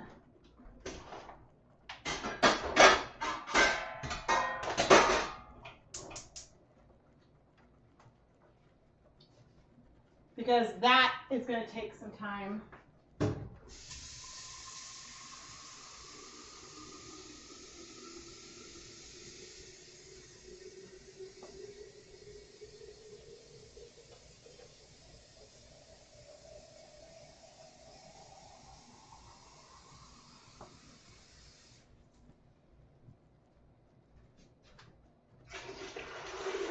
So we're going to be using the pot that was a steamer basket because it's bigger.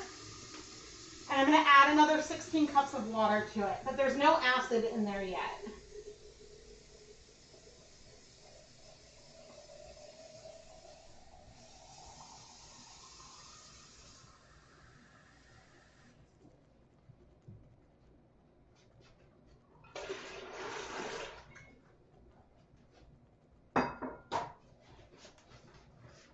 Okay, let's dye this yarn. Do, do, do, do, do, do, do.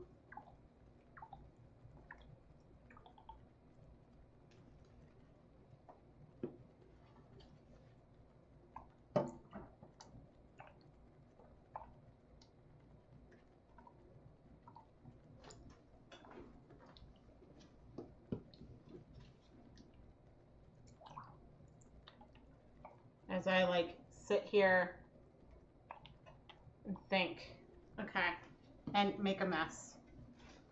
Last making a mess, Rebecca. Okay. Let's making a mess. And let's do. Okay.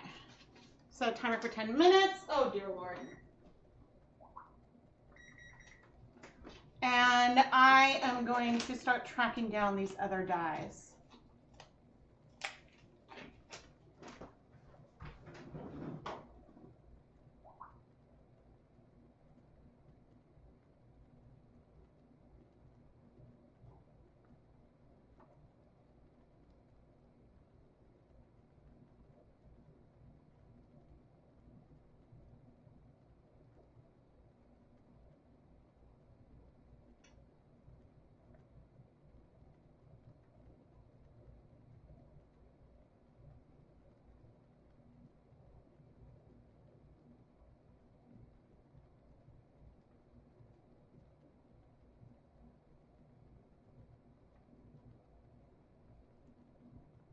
Okay.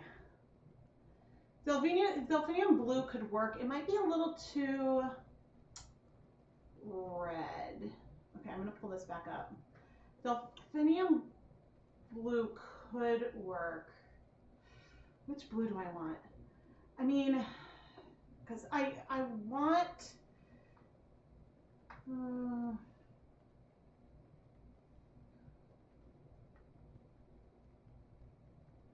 maybe alpine blue? I could use a little bit, like a low depth of shade alpine blue. That's what I'm leaning towards.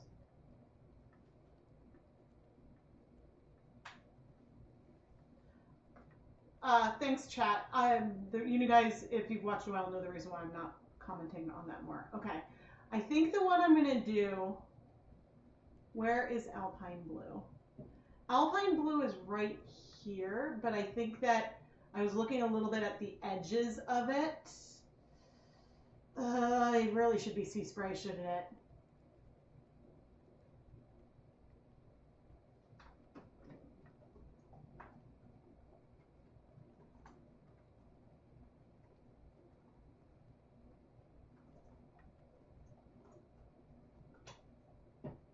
Okay, I'm asking y'all. I am going, while I have that pull up, I am going to go and I'm going to go and track down my muck mixture because I want to use that there. I'm going to, and then I'll start pulling colors. So I'll leave that there. And I'm going to just insert an ad, which you may not see, and so don't worry.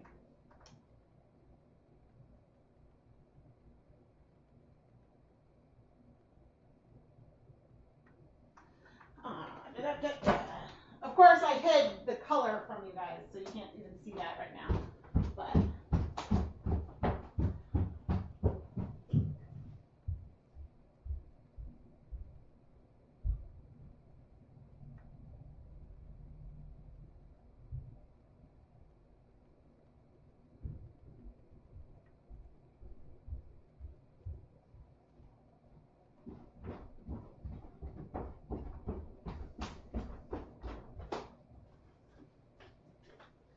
okay, we're going to use muck. We will do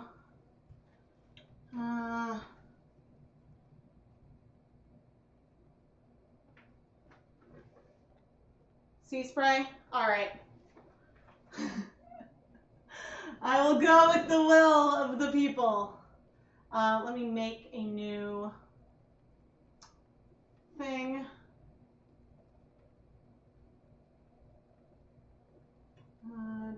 Nope.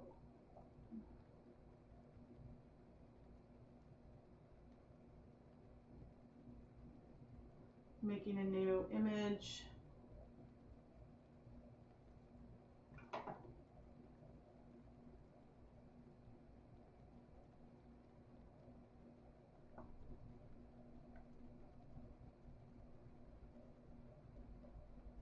Okay, so that's the one we're starting to work on. That one would be good. That one color made me think of the custom muck, and so that's why I wanted to go for that. But we're gonna do teddy bear brown, and I guess I'm gonna look for sea spray.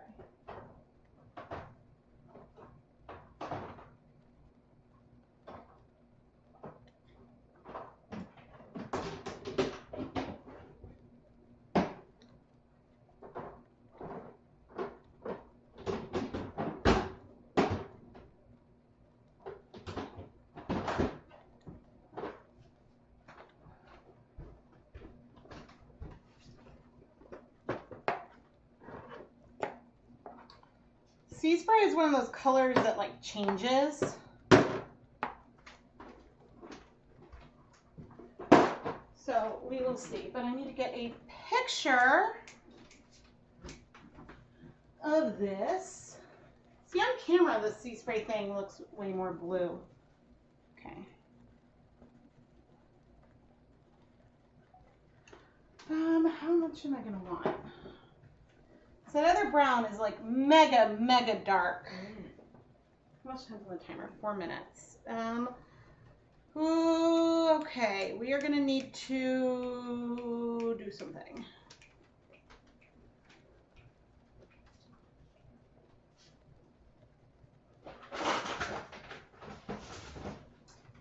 Because I am starting to get nervous with all these open cups that I have over here.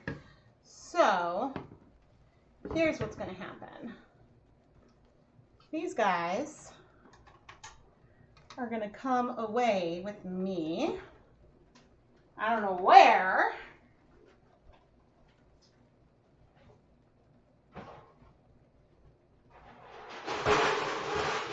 Okay. It's making me less nervous. Okay, that's heating up nicely. That's going. I'll probably do at least one more flip. And now I'm going to measure out colors.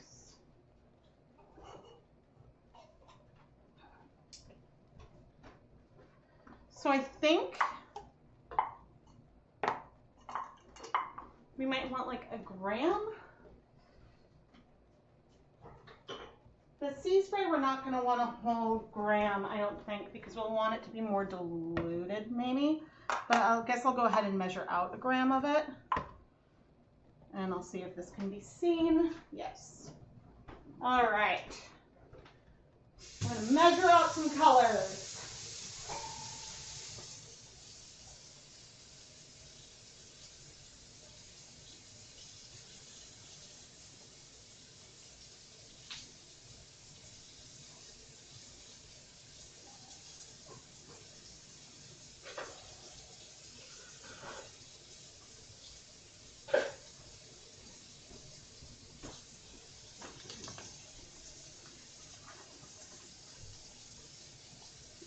Can't really see the chat. Oh, that's so frustrating.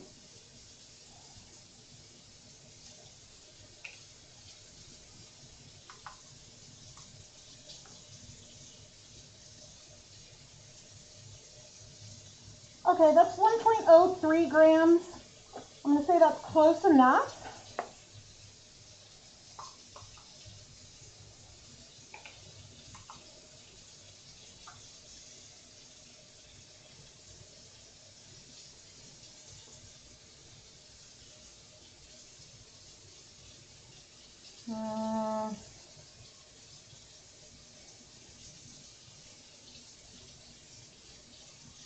And I've measured out about 1.68 grams of the teddy bear brown.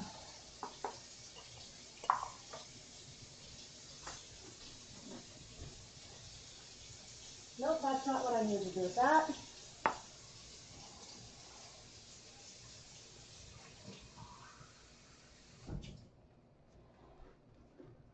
And I'm not making 1% stock solutions here.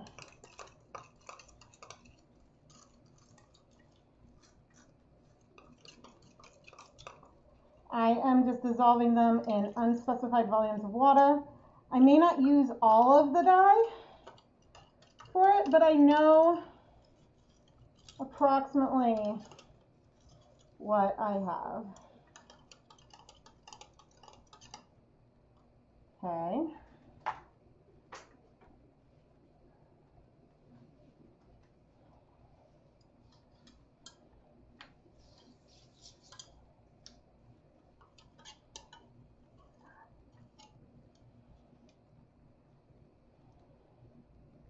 Yeah, that's pretty good. Okay. Yes, I will look in on that in a moment. We're going to dissolve the sea spray, which can look very blue or very green, depending on the situation. I'm hoping it's in a blue mood today.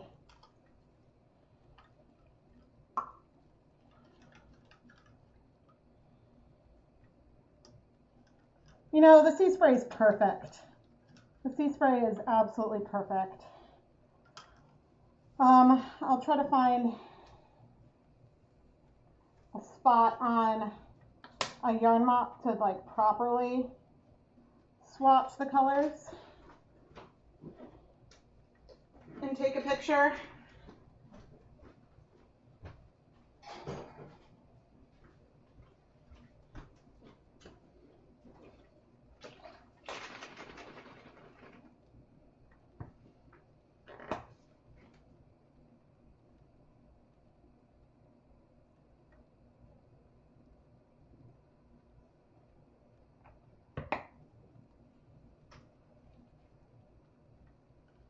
Okay, maybe muck isn't going to do it for us today. But we'll see. Because rather than looking brown,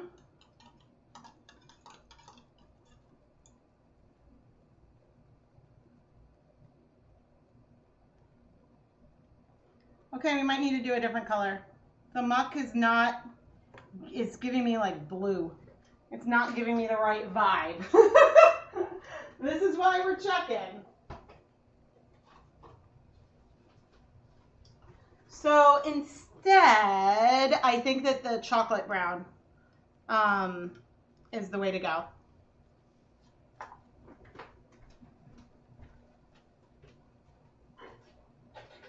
I'll put my mask back on.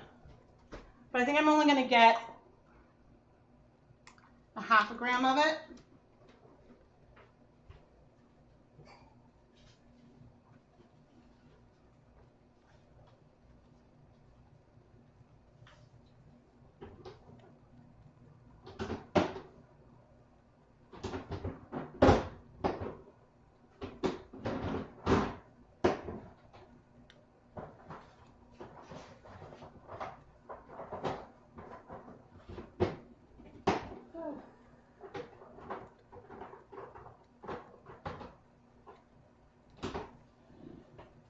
Or should I do espresso bean?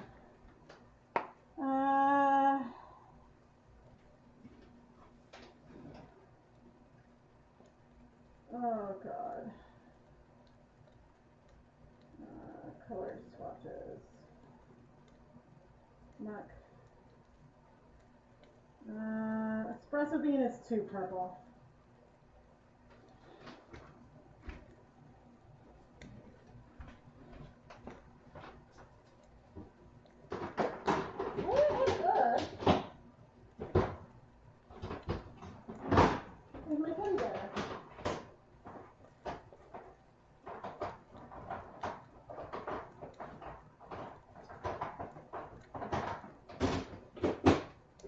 Chocolate.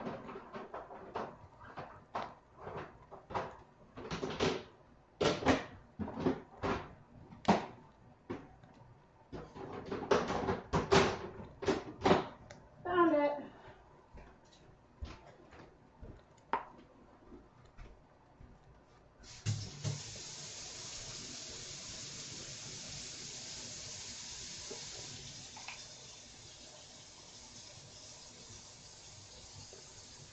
Okay, 0.56 grams.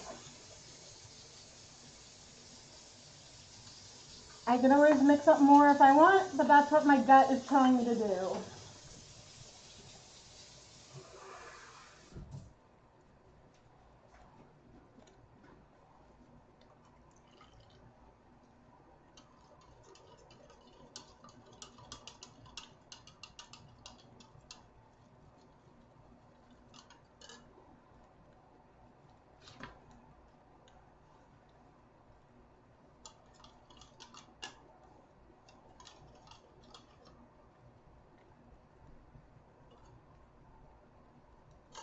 That is the blue, which is looking very green, and then the other brown.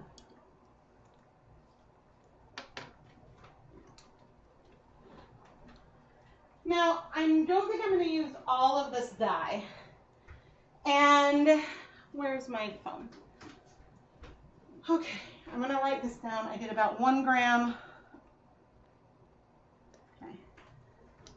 Where I totally just threw my phone on the floor. No big deal. I do need to move that yarn, but I'm going to do 1 gram sea spray, 1.5 gram teddy, 0.5 gram chocolate. Okay. Okay. Put this away, and let's check on this other colorway that we have.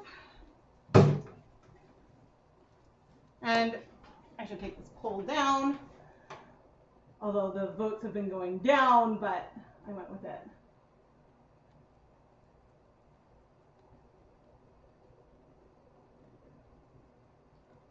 The sea spray, yeah, the sea spray is looking a little green to me when I took that picture, but you know what? 1 green is fine.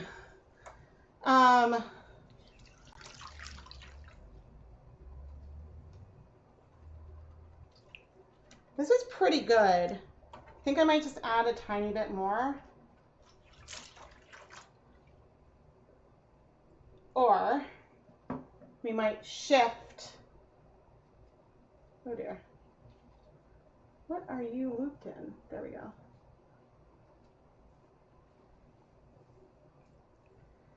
Shift.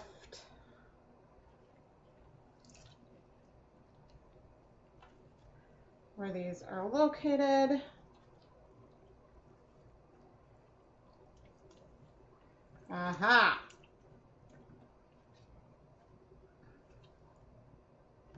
And now I can squiggle.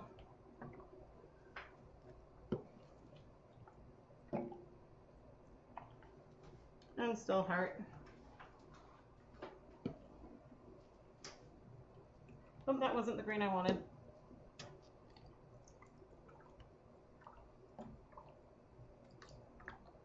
That was a little infinity sign. Okay, I'm going to take this to the stove, which means I'm going to have to clear space on the stove.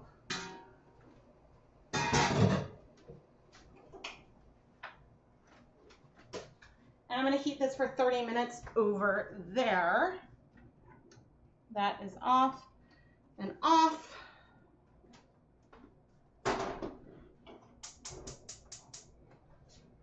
Those burners are on. And then this pot that is ready to go. Okay, it's nice and hot. We are going to start with our sea spray.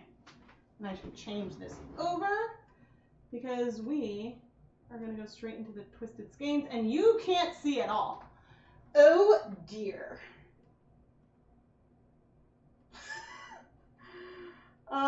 Okay, we are going to move. Oh dear, how am I going to do this? Shoot.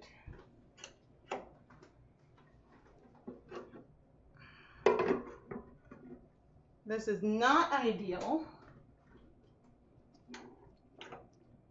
Can you see a little bit now? Yes. Okay. Well, I'm just going to have to be careful anyway. All right, for number 3, I am looking for ooh, it says bad. B-A-D. And I'll tell you more about those bases in a moment. So D, A, and we need a B.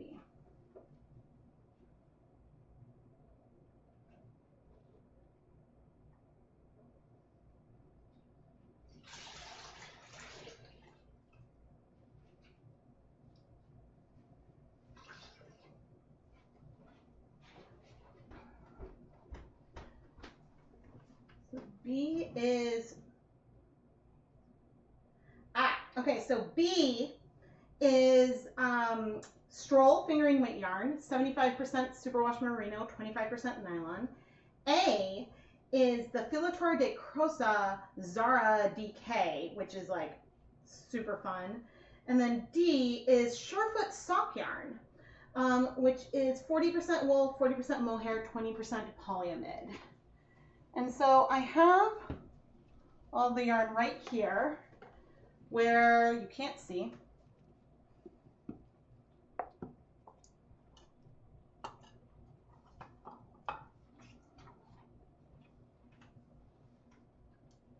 And what we're going to do is where the zip tie where it is, we are going to twist the yarn. Now since it's wet, I can't really do the twisting the way I normally would. So I have it sort of laying across the yarn, trying to get a reasonable amount of twist. And then putting one end through the other. So we have it twisted. And I'm going to do the same for these others. I'm making sure to try to keep one hand in the opening as best I can, and then sort of helping the twist as needed. These will all potentially look pretty different. I have no idea how much I am on screen. Of all these, I think the Surefoot sock yarn is the one I'm not sure that I've dyed before. Maybe I have.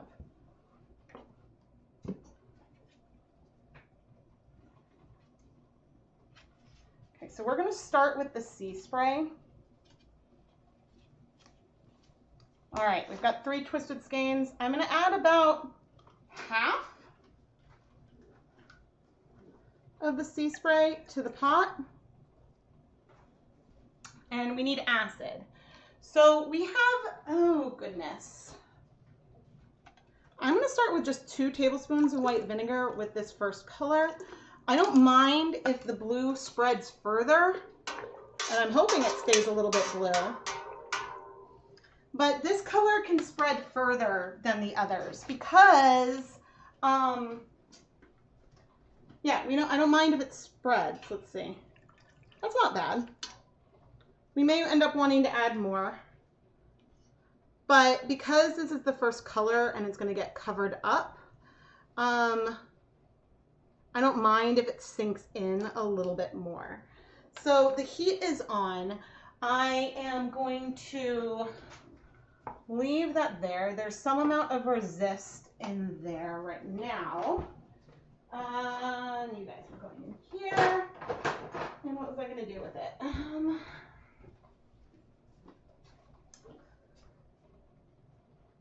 So it's hot. The pot is steamy. Ooh, that's pretty. That is really pretty, and it's feeling fairly blue right now. So I'm gonna go ahead and let's leave this for 10 minutes, and if it's still looking really blue, then we'll add more acid. I think that makes sense.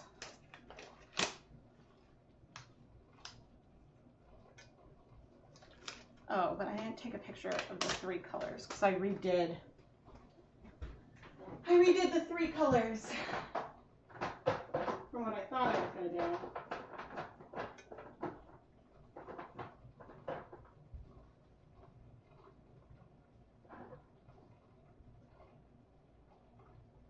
And I know these 2 browns are different from before. Okay, that is going. This is going to reduce the heat to low. Okay, I will check on that one. I'm going to drink some water.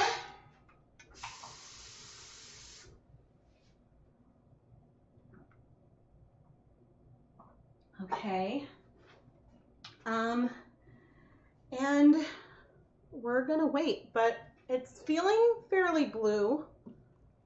Still, I think adding only about half of that dye was the right call. It is sticking fast. Like, it's not high acid, but we're getting some like nice uneven, almost glazed feel there. Well, let me come over and I need to add the other one for Sweet Games. There we go. All right. Oh no! Where did the chat go? Here it is. I'm like, I lost it.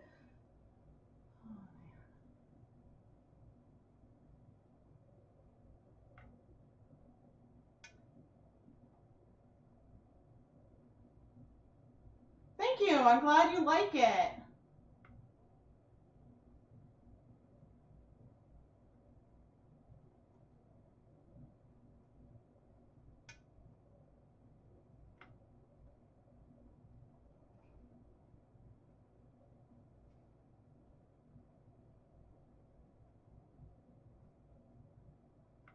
Why is it not?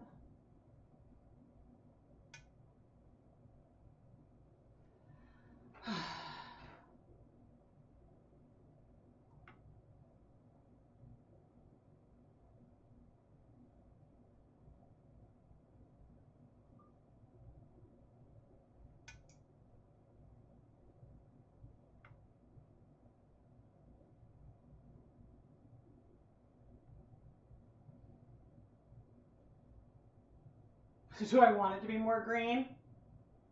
Would adding more acid make it more green? You know, I have not done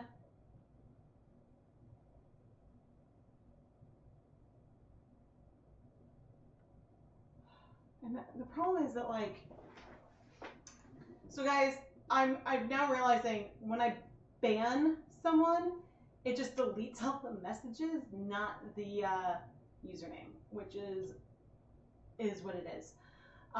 So yeah, individually reporting things I think is the way to go. Previously, I thought that if I reported each comment that it would, then it removes it from my screen, but I don't see it. I still see it on my monitor. So yes, I'm doing what I can. a lot of twist or a little bit of twist. I started with a lot of twist because I'm going to try to do a lot of twist and maybe preserve some color beneath. Normally I might do less twist when it's dry because there's some resist there and then do more and more. So yeah, I don't know there.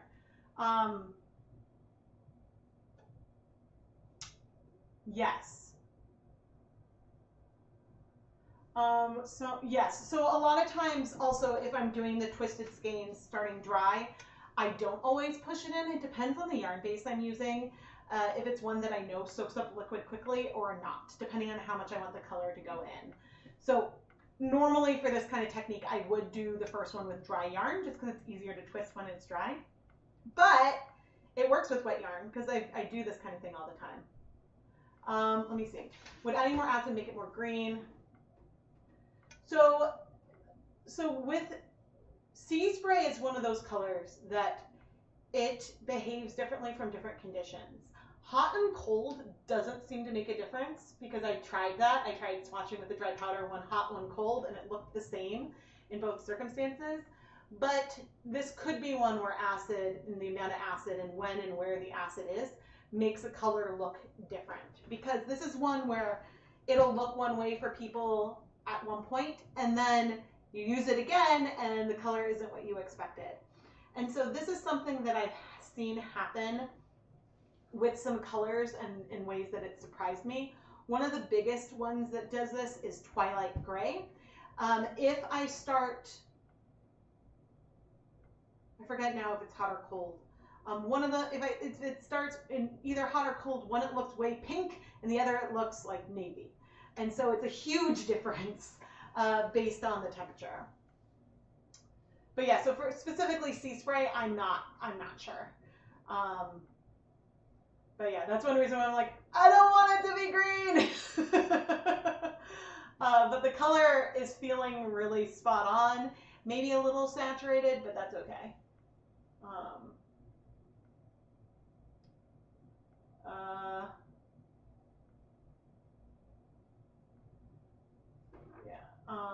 Just joining you now, craving mint chip ice cream. Oh yeah, those colorways turned out so pretty. So pretty. So let's see, what can I do now while we're waiting?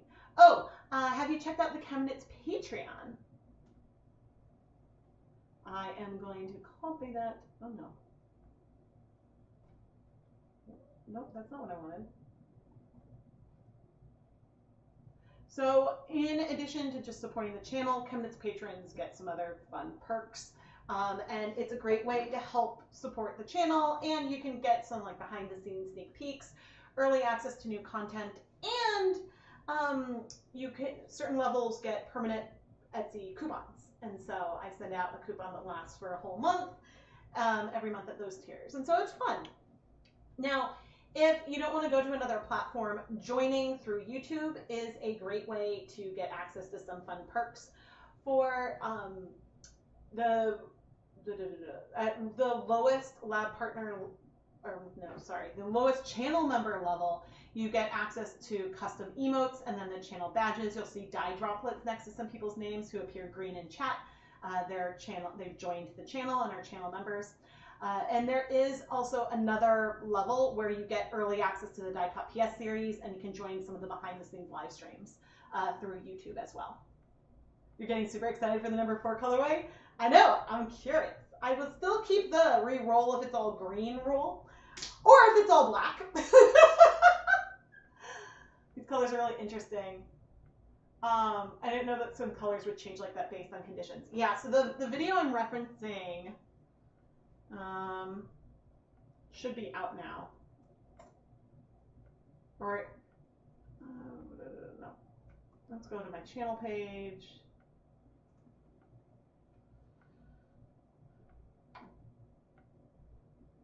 And yes. Wayfair has every. Nope. Not giving everyone an ad. So this is the video. And it's just with regard to dry dye powder that I saw those differences, but it was really, really interesting. And the only reason why I thought to do it is because Oh, the reason why it was so fresh in my memory is that I swatched all the Pro Chem dyes I had just bought. And I think I did that hot, maybe? And then I went and when I was swatching all my blues, it looked very different. And I was very confused and surprised by the big difference that I saw in just like within a week or something. And so that's why I was like, oh, I should do this experiment because I want to understand why these like aren't being what they think they are in my head. And like with Twilight Gray, I was like, oh my gosh, this color breaks. And then there was for Hanukkah one year, I was like, oh, I'm going to try to break it on these mini skeins. I forget if they were twisted or not. And I added a new mini skein every like 30 seconds or something. They were kind of shades of navy. And I was like, well, that's not what I was expecting because on non-superwash yarn, it broke from like purple to teal. And so I was like, what's going on? Yeah, so that's, so I haven't played around with Twilight Gray with regards to acid yet, but heat, yes, it behaves differently. Oh, don't worry, my memory is a problem in of itself too. All right, let's see.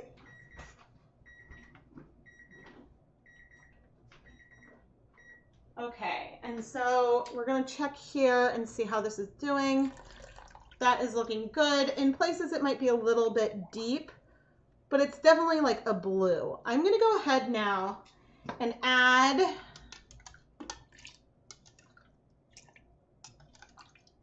four more tablespoons of white vinegar. And I'm gonna give this another 10 minutes. And then in the meantime, off camera, I am gonna flip and check our colorway number 2 and see if I have any more color I need to add there or not. So I'm sort of like checking each individual skein, looking for any like bigger white patches. And I see like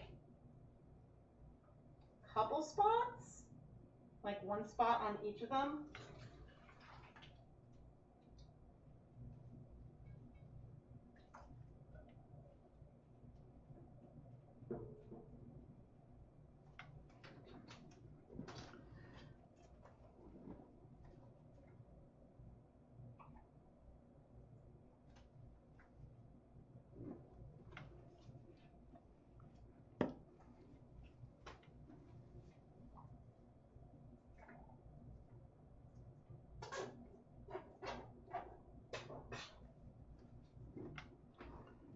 So just adding a little bit more color,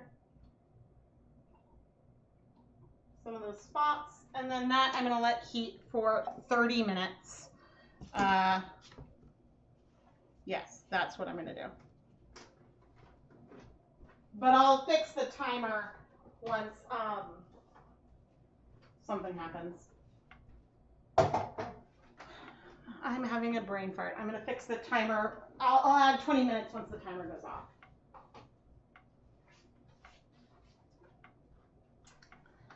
All right, and I think it's about time to pick for colorway number 4.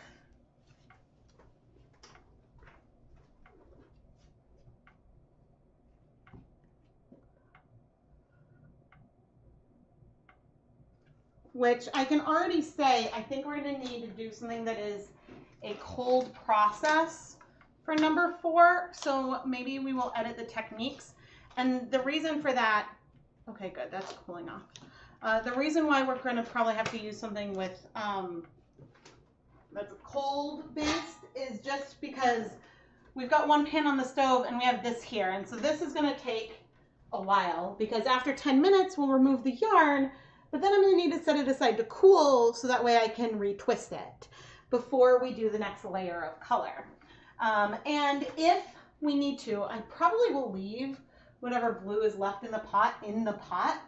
But if we need to, we can add our yarn mops in to soak up extra color, which I would do with the browns if I think that there is too much. So, all right. Number 4 is the last official colorway, but we may have some leave no dye behind things to do. I may also need to feed my child. He's doing great though. He got up late today. We let him sleep in. All right, let's go over to here. Okay, seeing that, why is there that random dip? Okay, I'm having so much fun, and this is something that we will definitely need to do again, if you guys liked it, Okay, let's clear out this, hide choice. All right, I'm gonna hide some other things because I'm gonna hide the 2 techniques.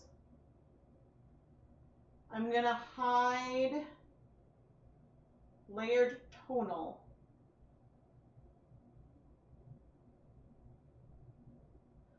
And the reason why I'm hiding those is because I don't think I can do something else with a big kettle easily so you can see. And so, request. Can you mix all the leftovers in a pot and dip dye to see how it breaks? Maybe. No, maybe. It depends on what other yarn I have still pre-soaking, and so it depends on that, and I'm really hoping I didn't mess up any of these. Like, I've triple checked the list. I hope I didn't mess up anything. So it depends on what I still have pre-soaking, and the yarn mops I have, I need to add more color to. So, this is your first live and popping in and out. Oh, yay! Thanks for joining the live stream. All right. Anything else that I think I need to remove? I mean, I can set up another steamer basket. I would say the one that I don't want. Okay, the 2 that I really want would be cold process random or speckles or sandwich bag. Those are the ones I'm hoping for.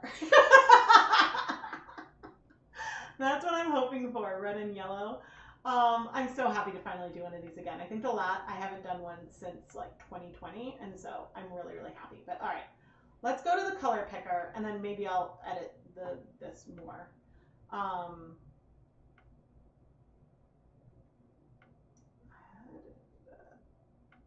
Because I'm going to be doing cold, so I don't think that is one that's viable right now either. Okay. Just keep spinning. All right, we're going to just keep spinning. Yeah, all right, let's see. Oh, I need to record. This means that I don't have to download the whole live stream and try to clip from that. All right, we are going to try for color 4. And no! That's not what I wanted. Okay, we need to go over here. All right, something bright. I know, I want something bright too. Ready?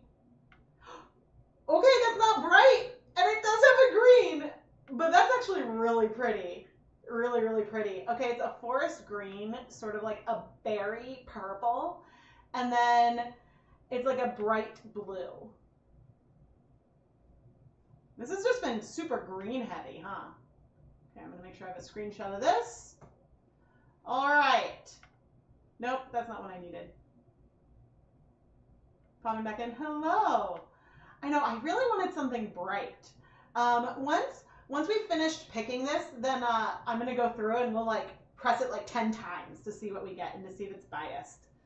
But I think that this is a very, very pretty palette. I would love it as speckles. I want speckles. I want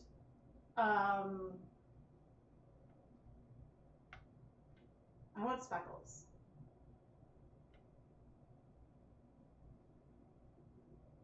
Resist could also be really pretty, but all right, let's do this. I don't want Gorgum. It's gonna be Gorgum, isn't it? Add a 4th color from the other selector. Maybe next time. Maybe I'll have, I can play this again and I can have some bonus challenges. All right, let's spin. Come on, come on.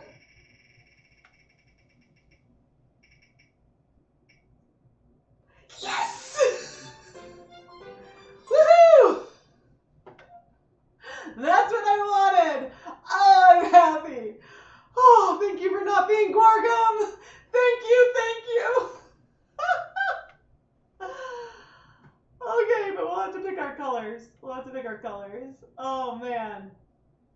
Oh, I'm so happy. All right. I think this will be really fun. But yeah, okay. So I was starting to say, so next time we do this, I could do like extra challenge. And so I could have like a bowl with like things written on it that I pull from, like pick a fourth color, or you know, yeah, some like little like challenge things. So I can do something like that. Oh, I'm so happy. But yeah, more green. This is a very, very green thing. Okay, let me make sure I have all the screenshots I need. Got one there. Got one there. Got one there. Okay, let's just see. Let's do 10 colorways and see what we end up with.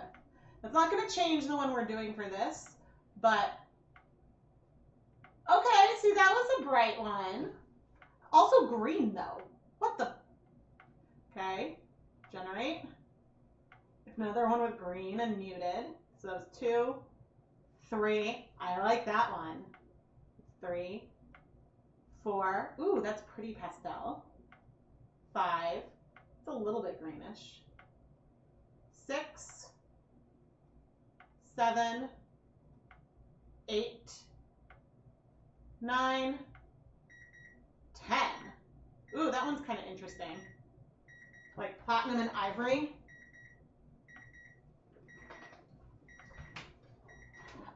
If I was going to put all the dyes in one container with citric acid, we would get some kind of blend of them mostly. There might be some breaking, but they kind of average out a bit. Okay, what was I going to say? Oh, I also wanted to see. Okay, now we're going to take a look at. Oh, that didn't help. Approximately, because I had this like scale in. This is the selection of 40 colors, so we can see how biased it is. So I'm seeing 3, 4, 5, 6 greens out of 40 colors. How many lean brown? 1, 2, 3, 4. Huh, so I didn't look at this before.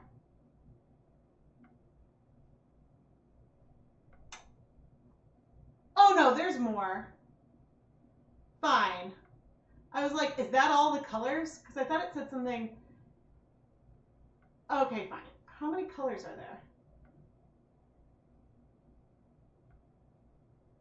Okay. I was like, I thought that I was concerned. But there are a lot of colors. Fine. I was like, how green heavy is this? But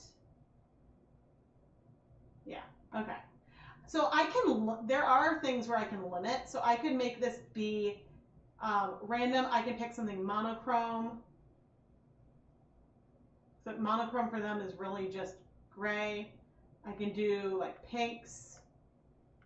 But I couldn't exclude, oh, and I can do dark or random or light. So there are, ooh, that's a pretty one too. There are lots of different ways that I could play around with this, but all right, let's go here. And I need to make a screenshots.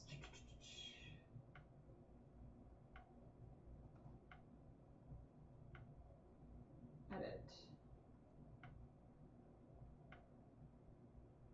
Oops, that'll be my face.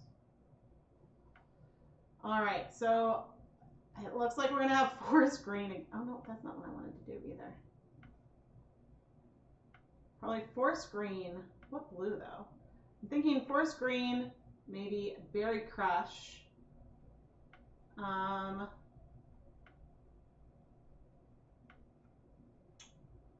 I mean, ironically, that looks like sea spray to me more compared to the other one.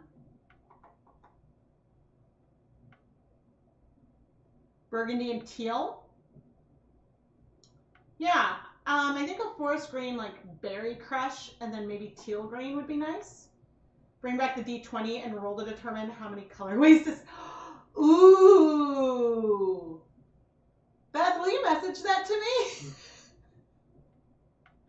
I like that, the D20, and it could tell like, okay, we'll do the 20th one so we can see other things cycle through. That's pretty fun.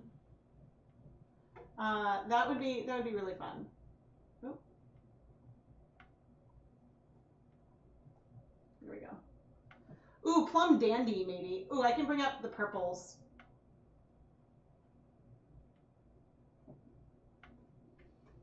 Okay. I need to make it smaller though. Nope.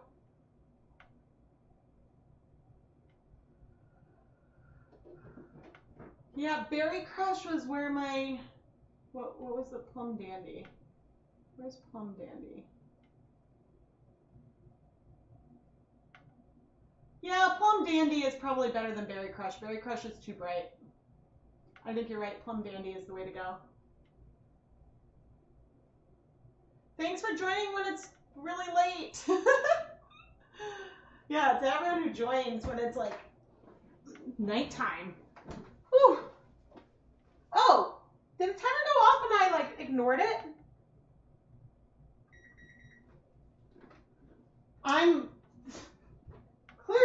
I'm scatterbrained. Ooh, you need to get more washing. Okay.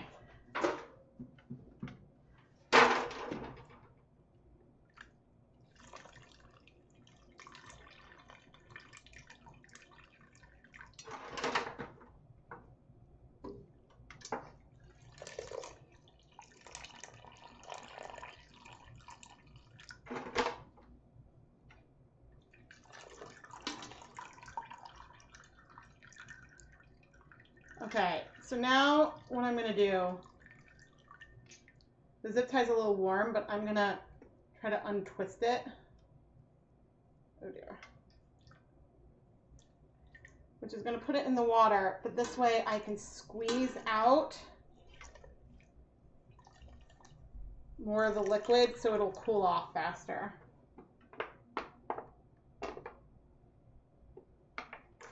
Whoops.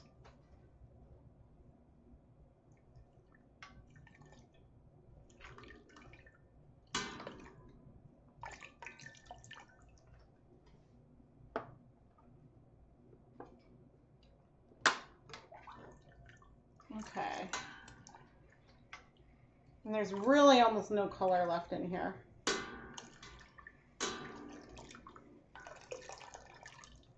Okay. All right. The sea spray did good. Set it aside to cool. Hopefully I don't go as long as the timer needs. And then we're gonna do the redder brown.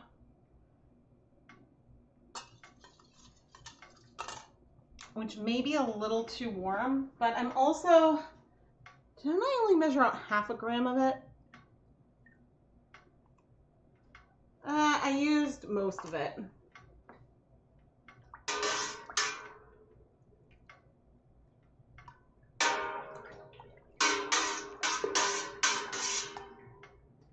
We will let that be. Oh, right, I need to be thinking about how I'm gonna speckle. I need to think about this. Okay, so I'm thinking, what colors did I say? Okay, so we're gonna do forest green.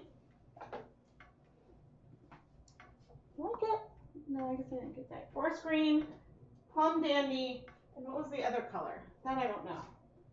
What blue? Teal green, is that what we said?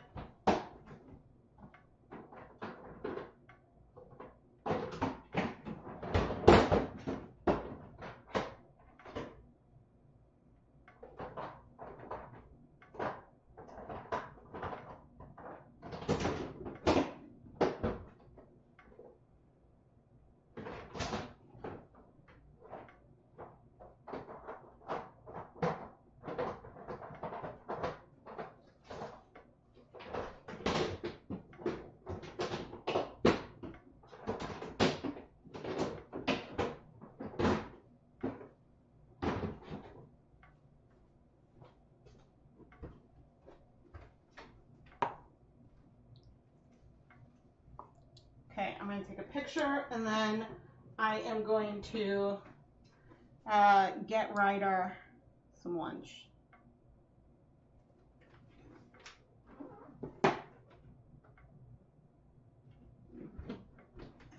So I will be right back.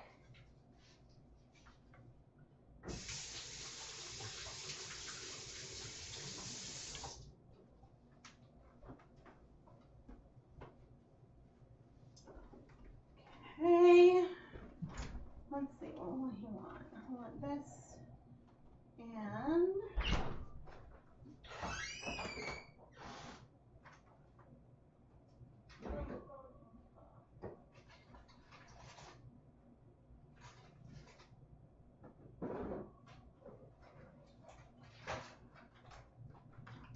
he's being such a good helper.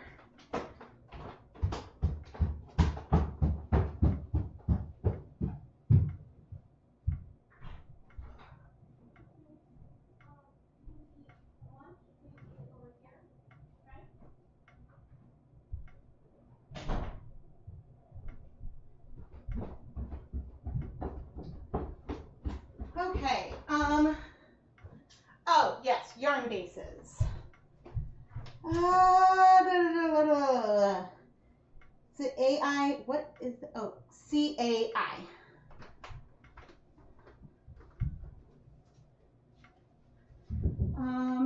AI and C.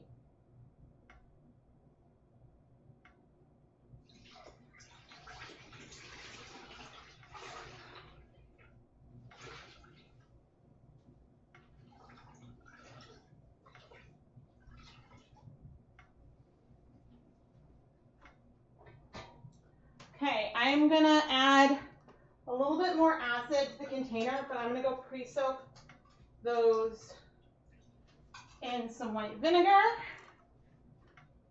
I mean, they've already pre-soaked, but I'm gonna add them to some acid.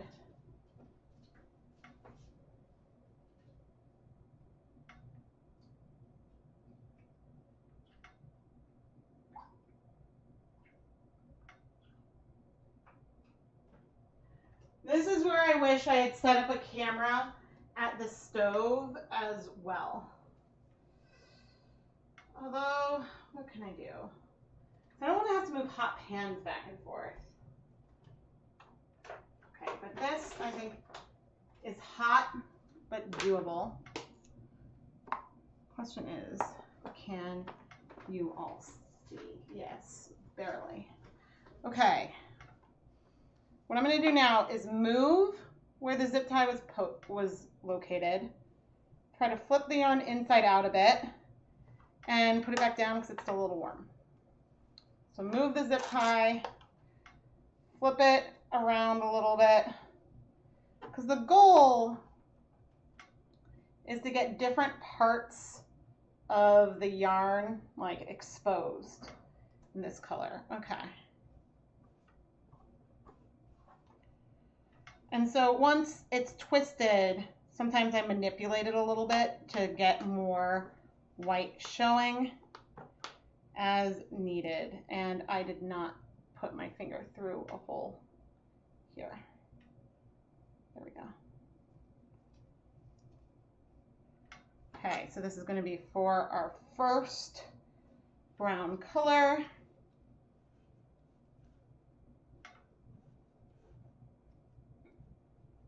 And I also did not keep a finger through that opening.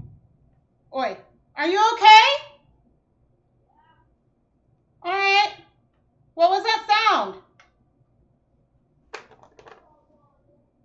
Oh, okay. It was just his water bottle. It's like a big thump comes and Mama's gonna worry.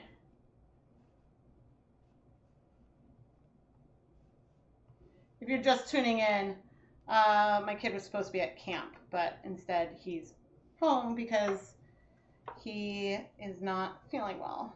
Thankfully, did I do this like the opposite way that I normally do? That's okay. Thankfully, it's not COVID. we were nervous for sure, because that would be really, really soon again. All right, I'm gonna add this in. Ooh, nice. This is a fairly reddish brown.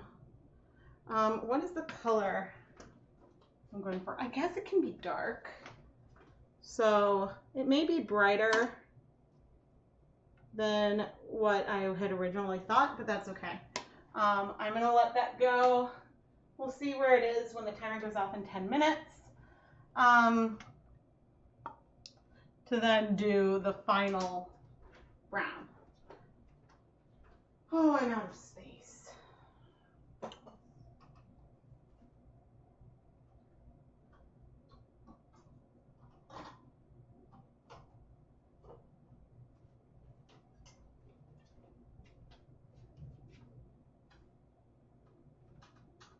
Okay, gonna move you over there. You and you don't need to be there anymore. Neither do you. Yeah, so the yarn doesn't necessarily need to soak that long. The question more is, it's not how long the yarn needs to soak. It's more about, I need to figure out how I'm going to be doing this spatially. And so that's the trouble that I'm having. So yeah, I went for forest green, teal green, and plum dandy were the three colors I ended up picking. Okay, what I'm gonna do, I really didn't want to do a back and forth, but I think that that's just what makes the most sense, because I don't want to try to be reaching across the computer to speckle. So I'm gonna move this. I'm gonna move that over there. Have this off for now. Okay. I am going to get my other steam pan.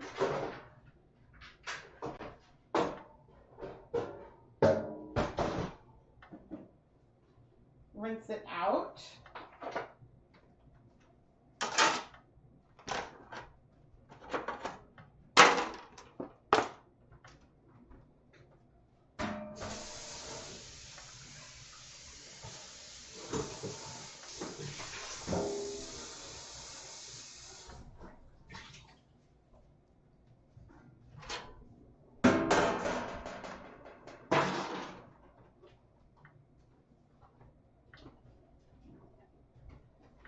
Okay, and I'm going to bring the yarn over. I'll talk about the yarn in a moment.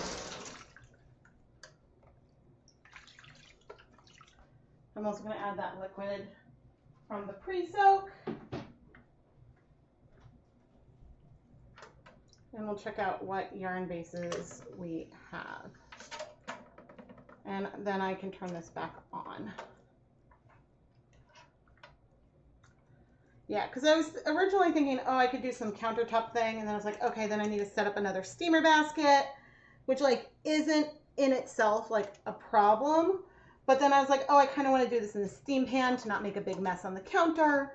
And then it's like, well, okay, but if I'm going to do that, it's just like one step after another. So we're going to do this here, and we're going to do immersion. Turning this on, and I'm going to cover it so it can get nice and hot. So then we can do things. And especially because the other kettle isn't that exciting. But then I can swap and do the last color when needed. That's pretty. Okay, so we're heating that up, and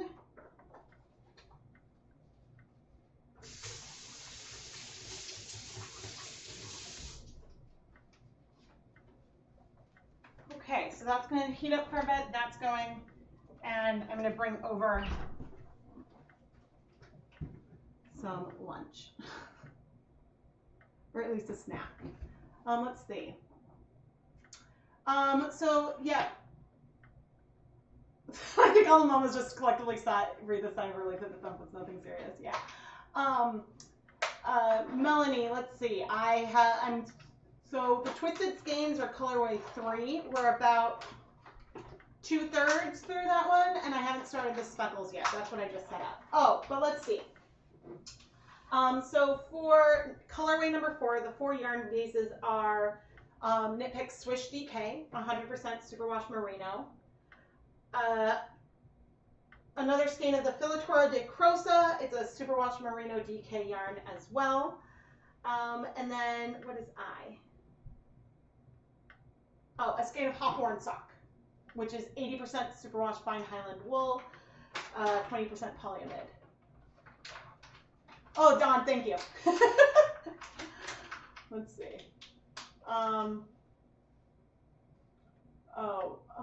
You're spinning wool roving to get ready for hats and scarves, and you have red and green coming. Oh, nice. Red and green dye. That's awesome. Okay. I think I'm going to hide my face in chat while I eat. I don't know. I feel weird about eating on camera, but I've got this little, like, Hillshire Farm, like, it's a grown-up lunch bowl. Oh, no.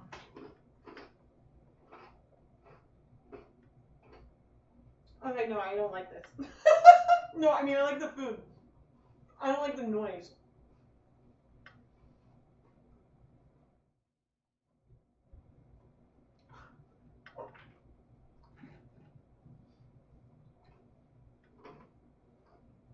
I'm too embarrassed.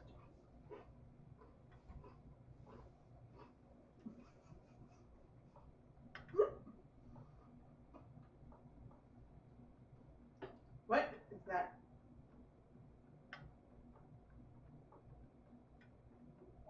Oh my gosh.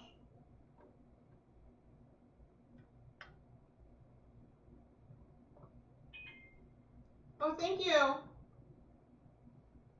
Thank you. Where?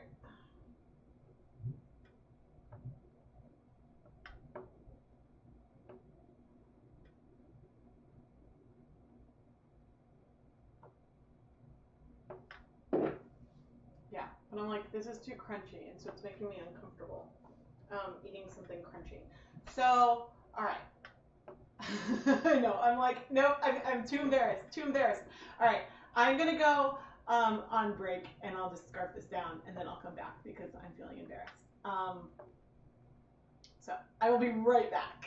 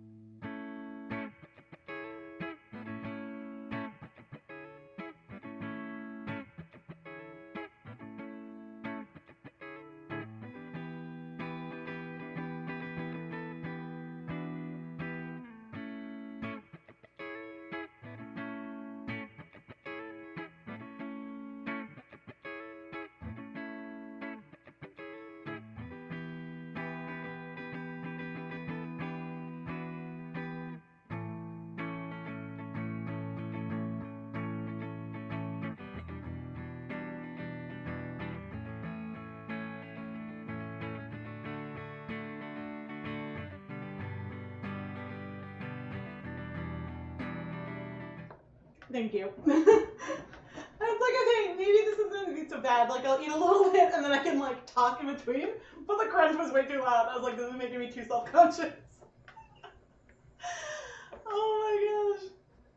I was like, oh. It's funny. There are some things I don't know how people can like eat and talk on camera. I don't know. I get too shy. Oh man. But yeah, this is really, really fun. And so yeah, I'm very, very happy. So theoretically, so for those of you that pre-ordered yarn, I will probably, honestly, I'll probably either wash the yarn tonight or first thing tomorrow morning. And so it should be dry like after the weekend. But then it's going to really come into play when I can film the little recap. And once I've filmed the recap, that's when I'll ship the yarn. So yeah, it shouldn't be bad. I had a long processing time just in case like if the certain rapid test had, which like I think it was our third for this, not today, but our third. Like if it had turned positive, then I would have postponed. So what was that for?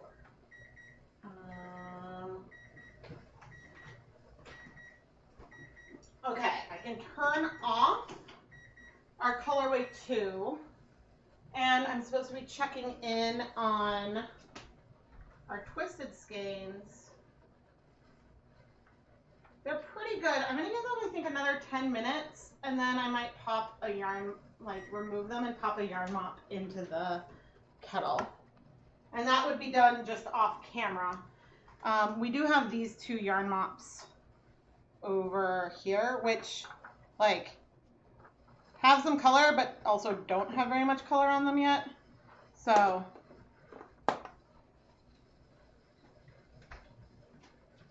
I mean, honestly, we might just like take them with everything and just like throw it all in a pot at the very end.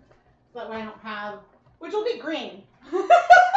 I can't believe how green everything is. Oh my goodness. You can't believe that I'm actually human making human type noises. I know, right? How dare I be human? No, I'm not saying any of you said that. It's like to myself. Oh my goodness. Oh. Let's see how we're doing here. Nice and steamy.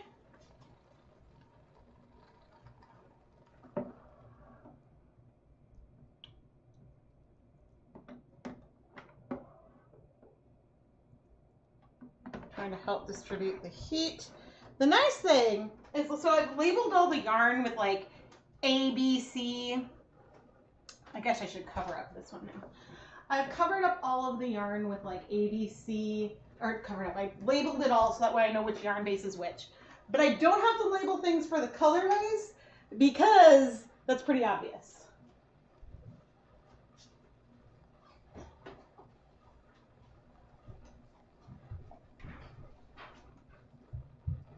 Hey, sweetie, what's up? Okay. Shut the door. Thank you. All right.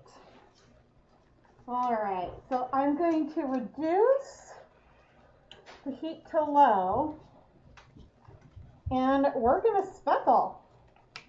And I'm very, very excited about this. So let's see. So this is the Plum Dandy. And I'm going in with the straight dye powder, which will lead to some largish speckles. And that is okay.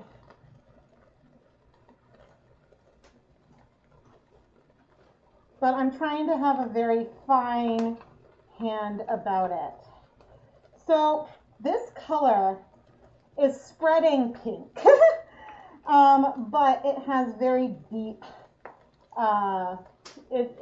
it does swatch like a very deep purple. But you're right, I think Berry Crush would have been way too bright.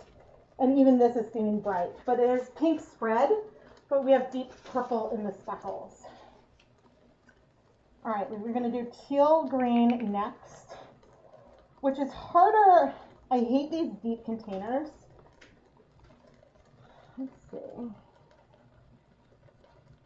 Trying to get some to land on some of those strands.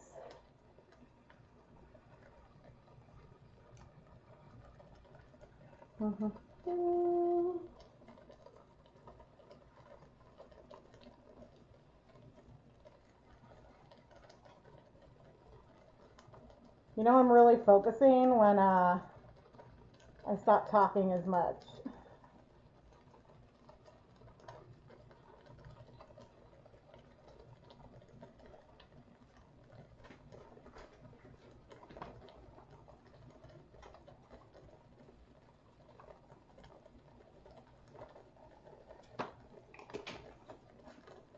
Okay, and now I'm going to do the forest green. And this one, rather than the zigzags, maybe we'll start in a different order when I flip. Oh, that's way too much.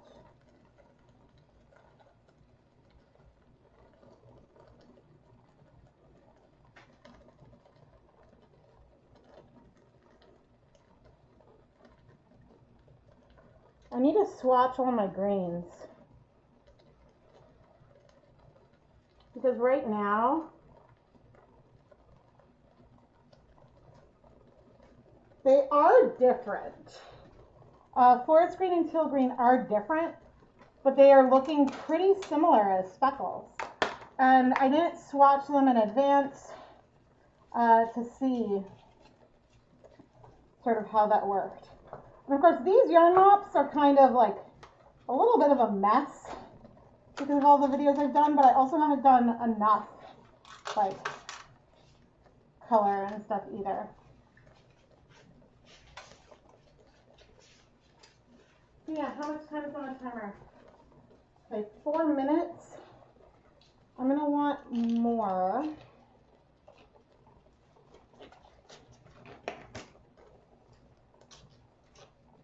Maybe I should have done deep purple. But at least what I saw over here, I wanted like a more, reddish one than bluer one. It's still very pretty. It's just not quite the picture, which is okay. I mean, maybe I should have used Cabernet, but I'm liking the spread. So I think the forest green isn't spreading quite as much as the other ones.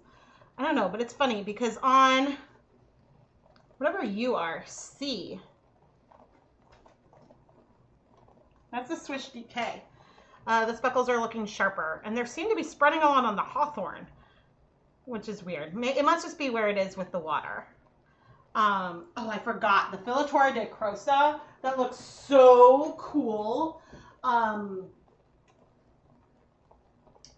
With speckles, it looks so cool. The plum is looking okay on camera for you. It is looking like tomato red. In person, it is more like it's like a bright pink. So yeah. Let me see if I can fix the. Can't believe I didn't do this earlier. Here we go. Settings. Configure video. White balance. Hooray, really yellow. Nope.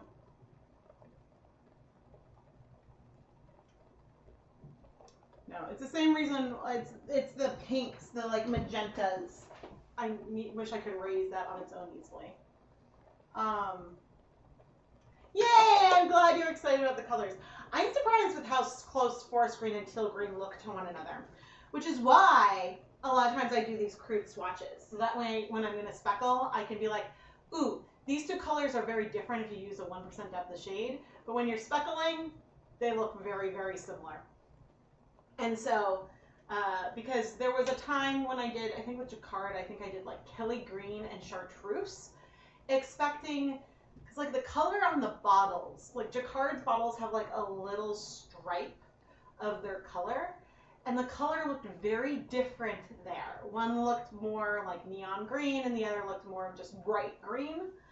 But with speckling, it was hard to tell the difference between the two.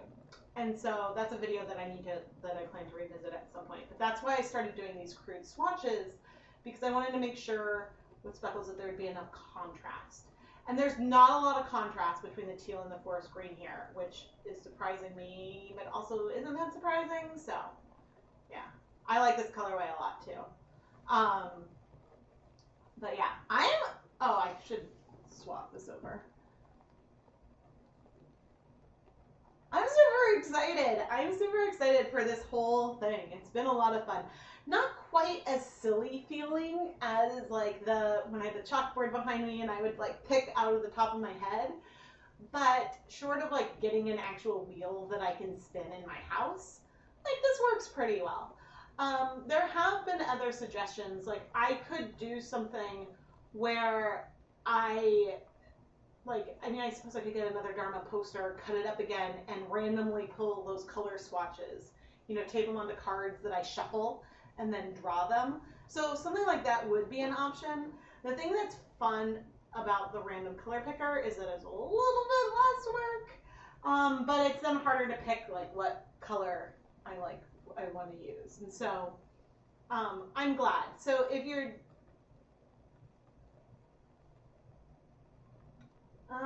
maybe. Okay, I'm gonna give this 5 more minutes, and I'm gonna pull the brown out. I turned off the pot briefly.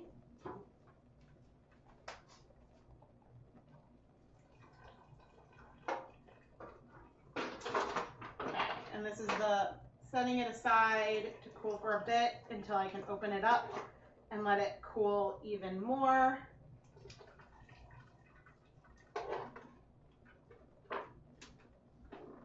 This is how the twisted guys are looking. That was probably super out of focus. Hot. You guys are hot. There's still some reddish brown left in there. So what I'm going to do, which one do I want to use? This one I'll do for yarn mops here. I'm going to take this skein here that has a lot of green and blue, and I'm going to add it to the dye bath to soak up any excess color that's in there, which like it's not soaking up very fast.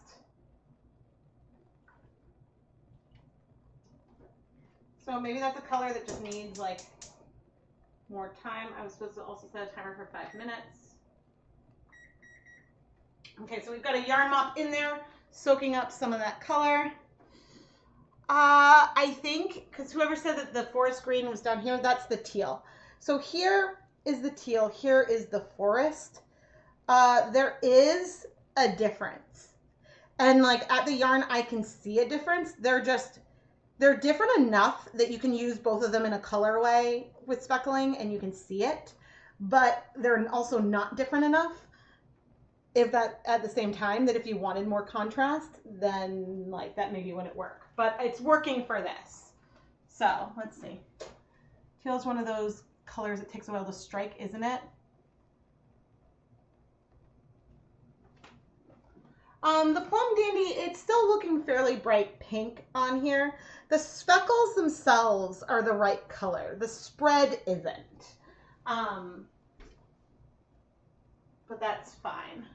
The good news, and the reason why on the twisted skeins we go from darkest to lightest, the reason why we do it that way is because, this is actually pretty, it's adding like a nice pink to it.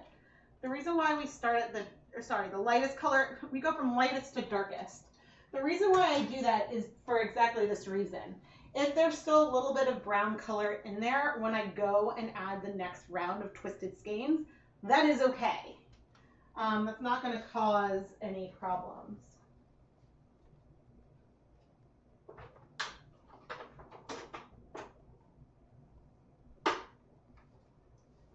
And I'm opening these up over the sink because actually another fun way to have done this particular colorway, this twisted one, would have been to dye it in the blue all over first, and then do the twisted. So then instead of white, we had like the blue base. There's nothing stopping me from doing that. I could add more blue at the end.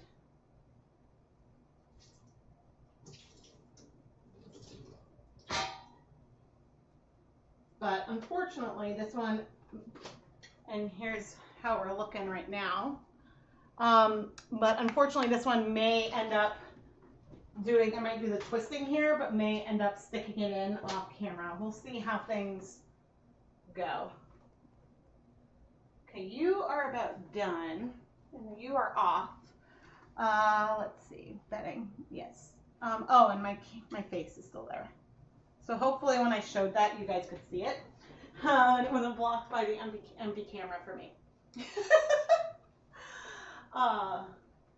Do you wash or rinse? I typically wash the yarn after I dye it. I don't dry straight from the pan. I want to wash the acid out. It doesn't always hurt things, and it's not that you're like washing it out. It's sort of like diluting. I do like to wash it because sometimes there is excess dye, and so I would like to get that out. And so, yep. But as I'm waiting, this website that is literally just randomcolor.com is pretty fun. But the reason, oh my gosh, can you imagine if it was that chartreuse and then purple and then red? I did consider something like this, but it's very like pink heavy.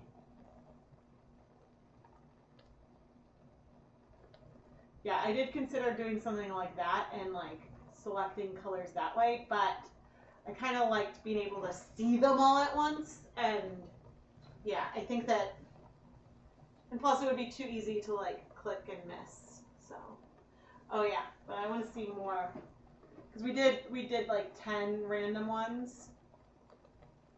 See, like those are barely.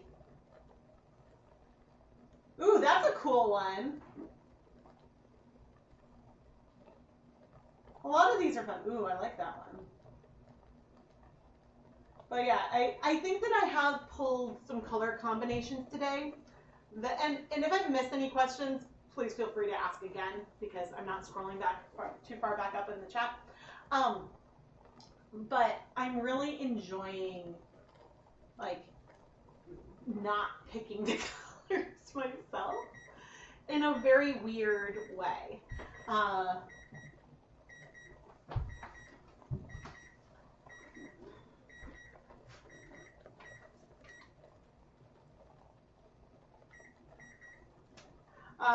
I'm liking having less pressure there, and some of these are things that maybe I would have done and combined on my own.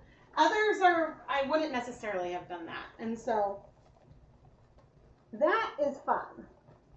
I'm putting my mask back on. I probably could have flipped the yarn first, but I may as well get to do that. Okay. Okay.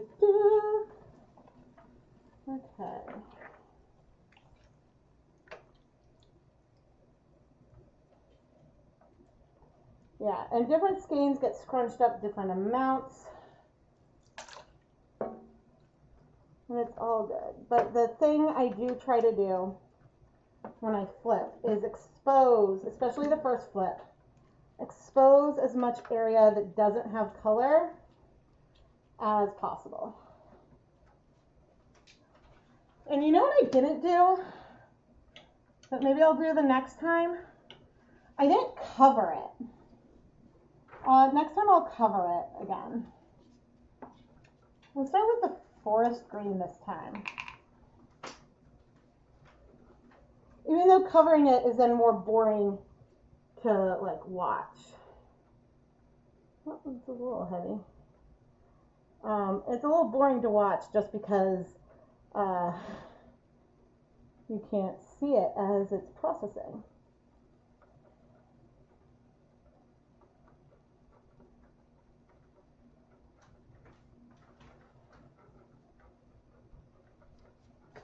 And I like to see what's happening.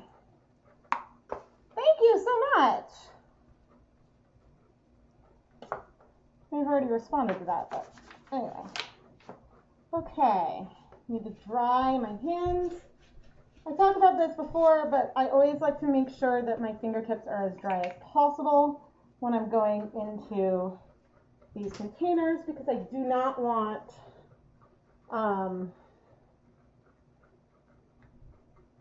something. I don't even remember. Oh, I don't want to introduce moisture in.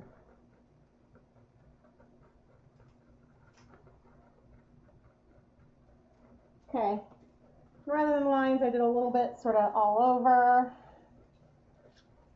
And then I'll come in with the pink, which I'm probably going to sort of randomly place around as well. Sometimes I start with like a more regular placement when I do the first layer, and then I swap to just more completely random. I have to say though, I'm liking the pops of pink on here. Okay.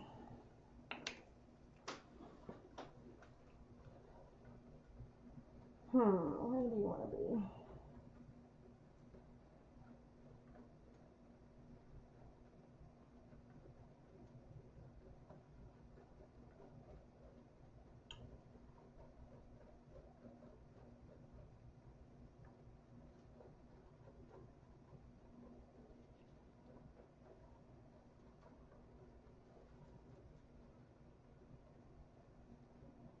Oh, that's too much.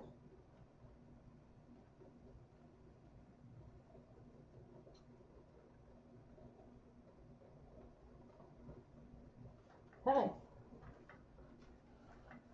Plum Dandy is not a color I've used very much, so it's not one that I'm as familiar with. But see on here, you can see that it's the depth of that sort of purple color that I was going for. It's just with speckles, it's brighter. And that is something that you learn the more you play with colors, and that I didn't necessarily know for this time, which is totally fun. Okay.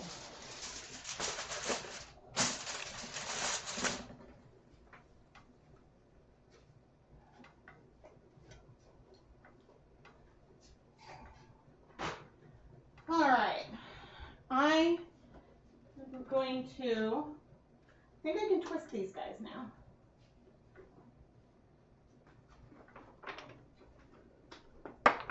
Hopefully you will be able to see. And I'm, once again, this time I'm worrying less about the white and more about, as I like sort of shake it out, I want to make sure I can preserve some of the blue. And I don't think it's necessarily just that like whatever color you do last like shows up the most, because I think it's more of just like a depth thing. If you have a deep color, it's gonna show up more.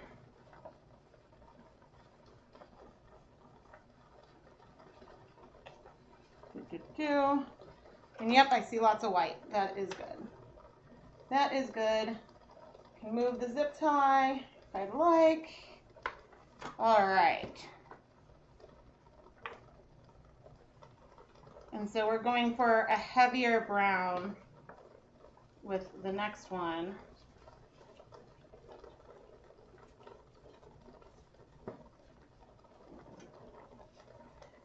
I never want to like stretch the yarn, so I try not to do this like too tight,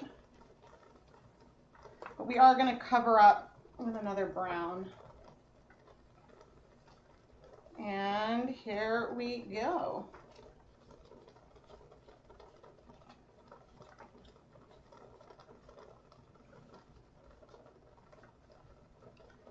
think I took pictures of this one along the way. I'm a little sad about that now.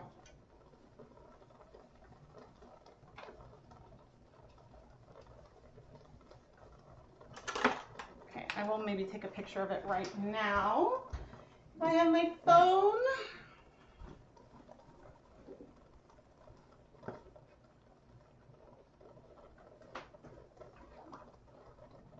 Oh, what was that? Oh. And then to you all, here, oh no, there it is. And I think this time, I'm going to remove the yarn mop, which has pretty successfully soaked up the rest of that reddish brown.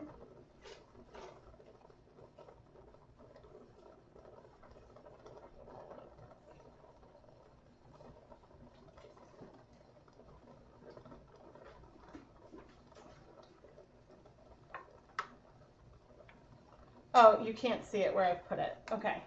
But I think, ooh, we had 1.5 grams of this brown. Let me see.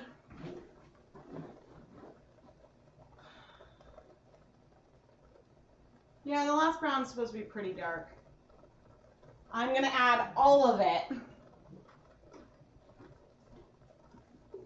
But we may not absorb all of it.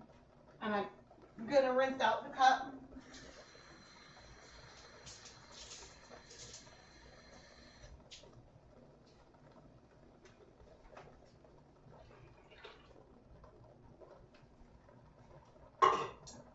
And now I'm going to add the yarn to the pot. All at the same time.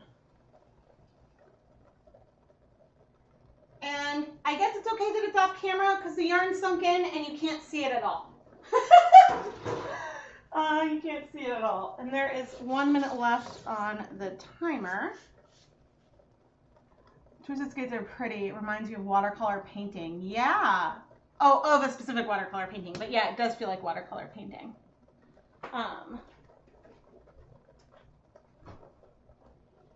You know, for all this is the green, green, green, and green stream. The first and second colorways do feel some amount of similarity. But you know what? It's okay. It's all good.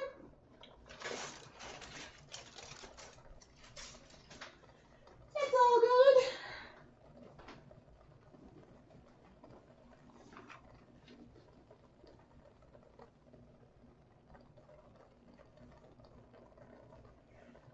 There was some dye on those edges there.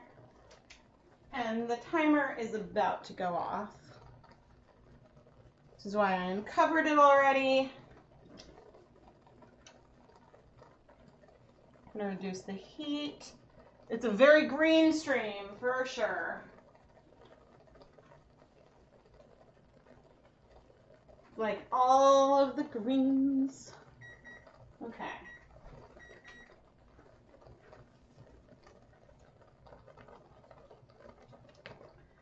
You don't really need to wait 10 whole minutes. Ooh, is this pretty good?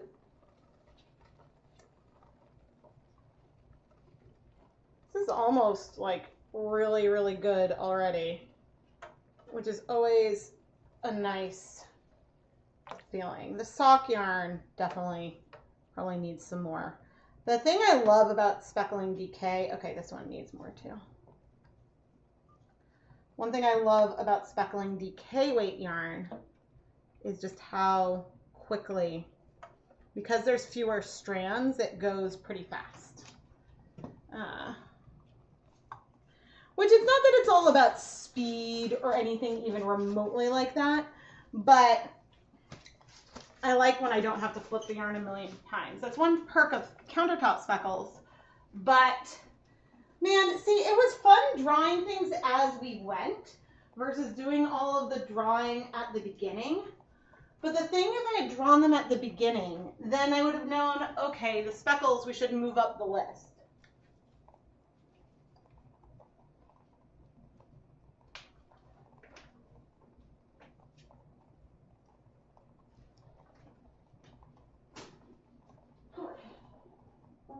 Oh. So maybe one thing I should consider next time is spinning to get all the techniques. And then knowing the technique, what the technique is when I go and pull the color.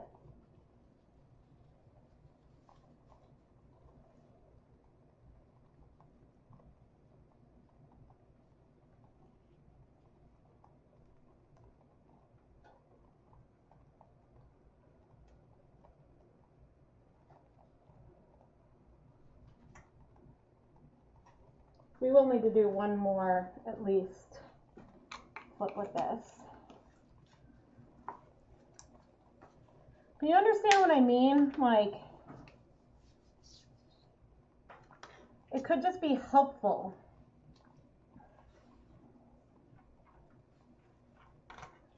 to, it could be really helpful to know the techniques in advance. That way I can plan the right order. Or not in advance necessarily, but just at the beginning. Oh, that was a lot.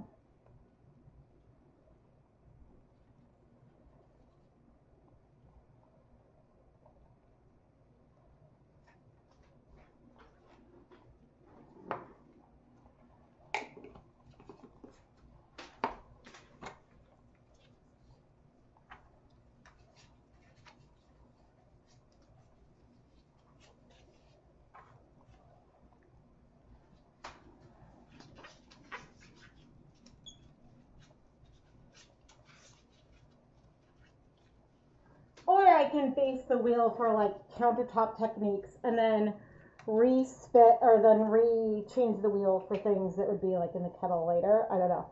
But I did enjoy not knowing what was going to happen.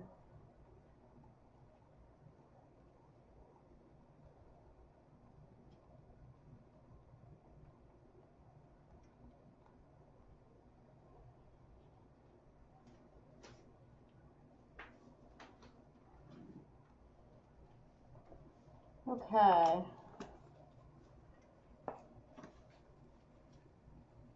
Oh, you guys can't see where I have the yarn up at all. That's a shame.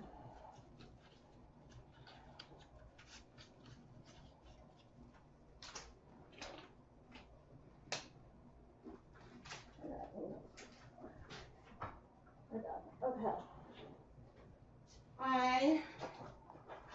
I'm going to put this on.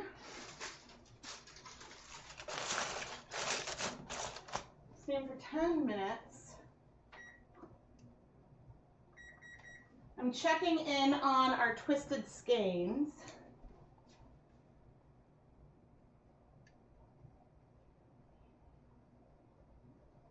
Okay, and that's feeling pretty deep. So I am going to remove them. And I'll show you.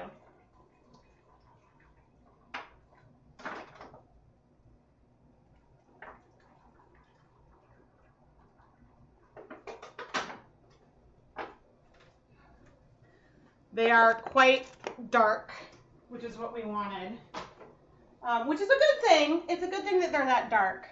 But then I'm going to put this yarn mop, which maybe now you can see, back in.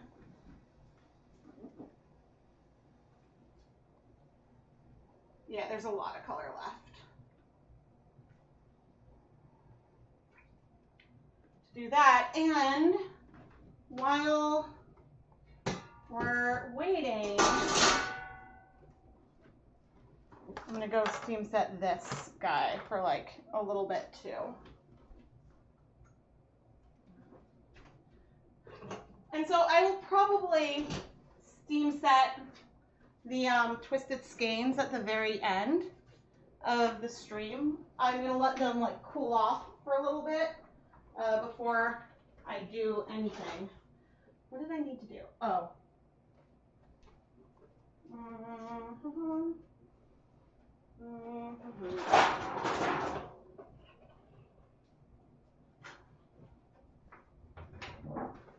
Need to remove Colorways Colorway 2. Where's my tongs?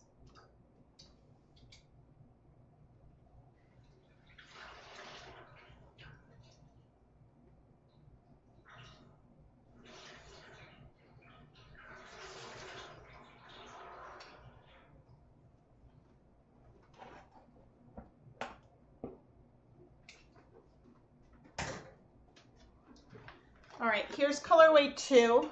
It had a lot of spread. There are a lot of similarities between Colorway 2 and Colorway 1.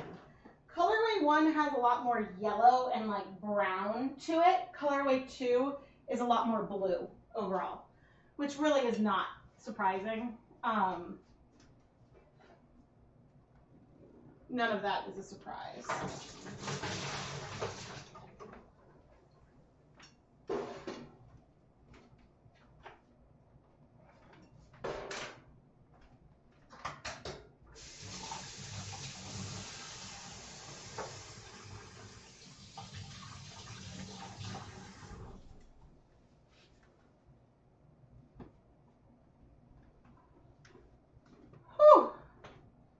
Let me see. You purchased one of the neon skeins from a Dye Pot Weekly and it just came in. It's so pretty. Oh, yay. I'm so glad you like it.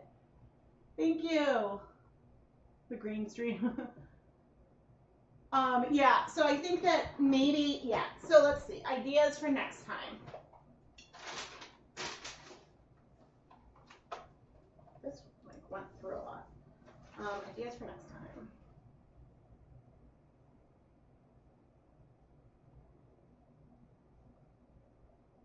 Spin.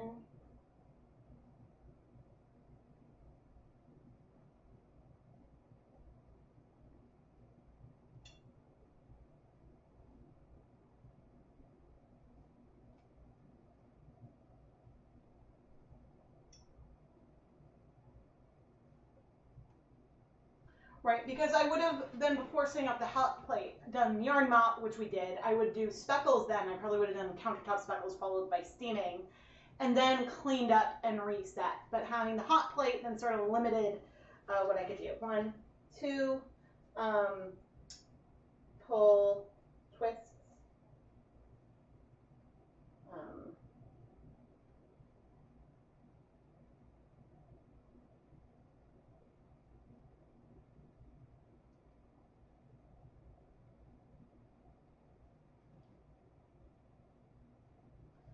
3, roll dice to count number of colors.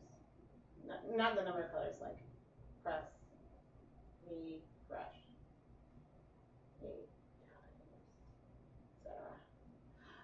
What was I going to say? You don't think it would ruin things to do all the techniques at the beginning of the stream? Easier to figure out the flow and then the surprise of the colors. Yeah, okay. Because I really am I really like the wheel for colors. You know, instead of like drawing things, we could draw techniques at the beginning, but then we could have a wheel for other challenges. And so maybe or twists. Maybe it could have things like swap one of the colors out, or add a 4th color, or mix everything from primary colors. Maybe that should be like an extra twist or challenge, and we could do that or something. Yeah.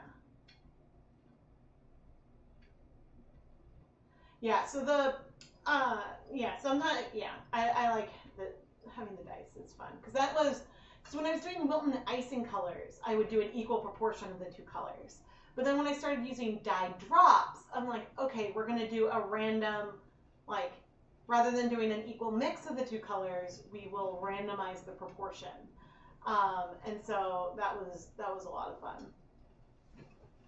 That was a lot of fun. Whew. So I don't think I'm going to do all the leave no dye behind today. I'm getting tired. I'm going to just be honest. Let me go pull the mop from the steamer basket.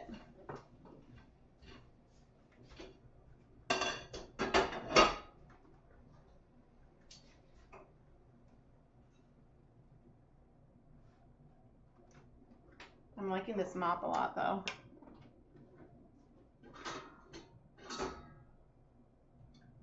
gonna check on the other mop, which is just gonna be almost a tonal brown now.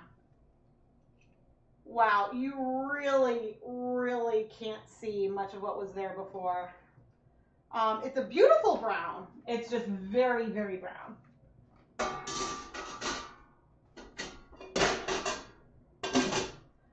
Let me see. Okay, what I want to try to do,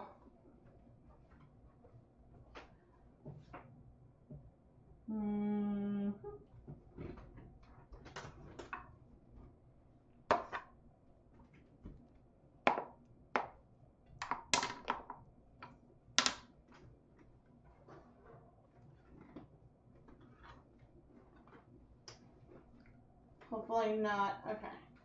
I don't know how well you'll be able to see this, but let's open up these twisted skeins and see. Ooh, so ironically, do I see a difference between the deep brown and the redder brown? I'm not entirely sure. It's very pretty though, very like high contrast. It's a very noisy colorway. I'm glad I'm still seeing a lot of blue. This one has like a fair amount of some like white.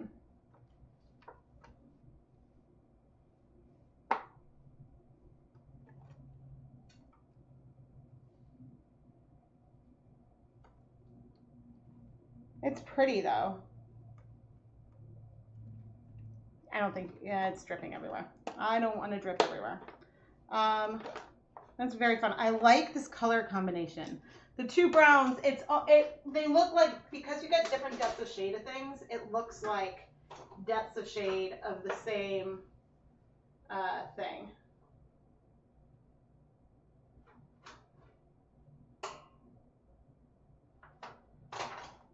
All right, friends, here's my dilemma. Part of me wants to take these and add the little bit left of sea spray I have and over dye it. What do you think? I'm going to set up a poll. Should I over dye twisted skeins in sea spray?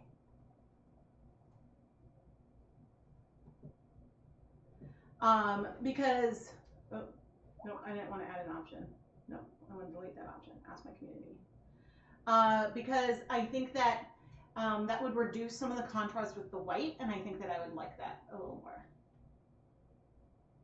Not being able to touch it. Well, but I have to touch it some. I have to touch it some. Let me see. Oh my goodness, so many.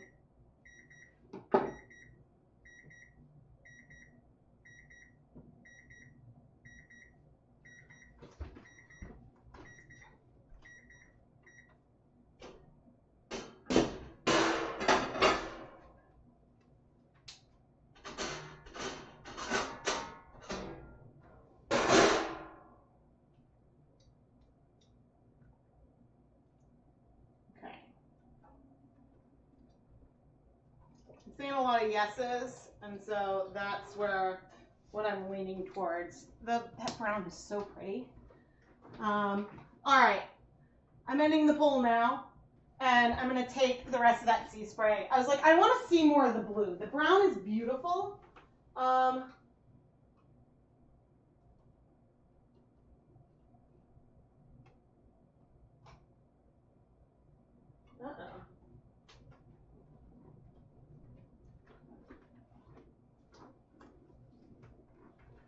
Assuming I find it.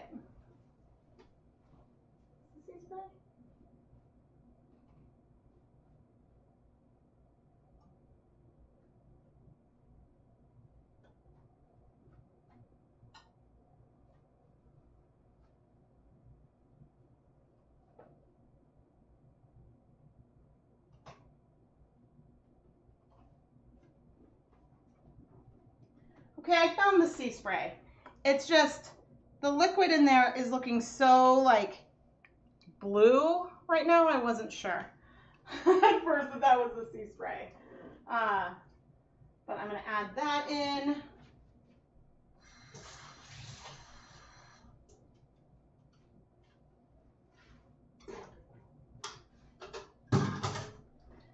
Yeah, because I love the blue and the brown, and I don't think it's going to reduce a lot of the like warmth, but one of them has a fair amount of white, and so I think that this will be nice. It'll make it like a pale blue. Ooh, that's really pretty. I don't know if you'll be able to tell that it was like twisted skeins. That like soaked up a lot of the color already.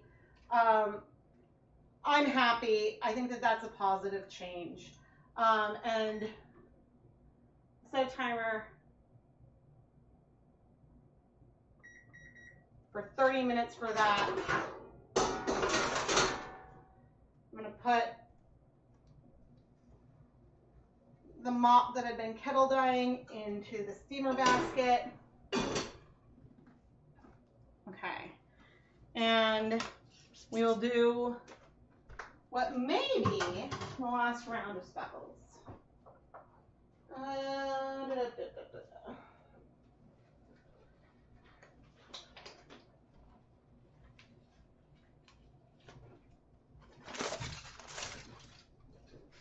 But actually, we don't know. I don't know if I need more or not, but there's a little bit of color over here.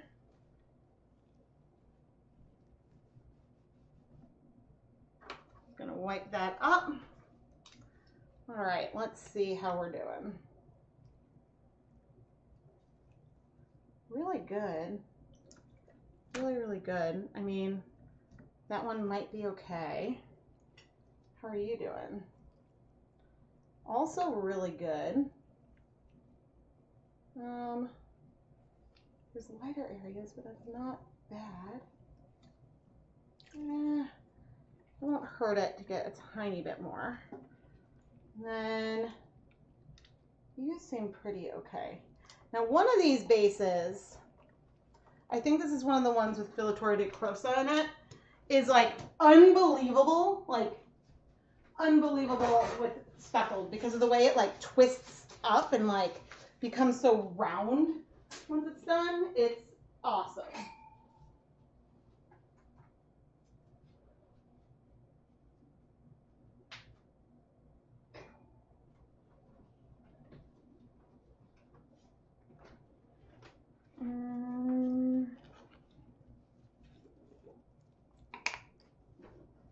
I might just, oh, that's a little heavy.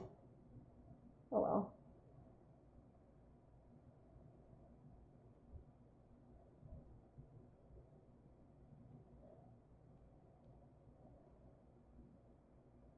Okay, I think I'm just gonna do the green. And just like that, it's done. I really like this yarn mop right here. I think that's really nice. Okay, that's gonna go in the steamer basket.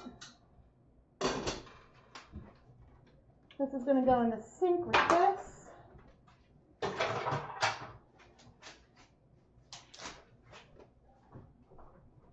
You are gonna get covered.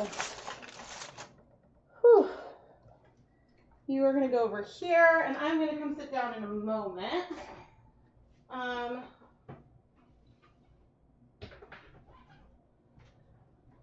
Whew.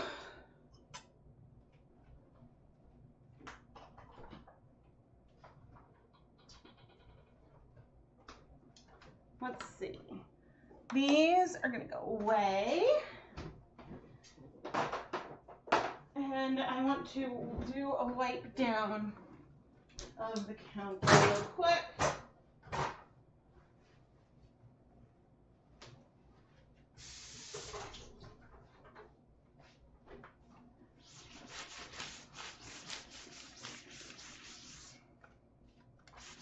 And I will do a more thorough wipe down later on, but I always like to just do one right away because it makes me feel good.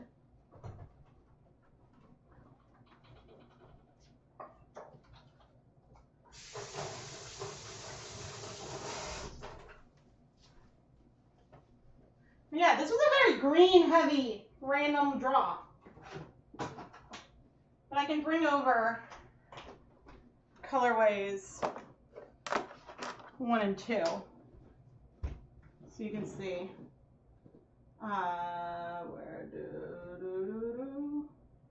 So they are different, but they're similarities. Actually, let me go here.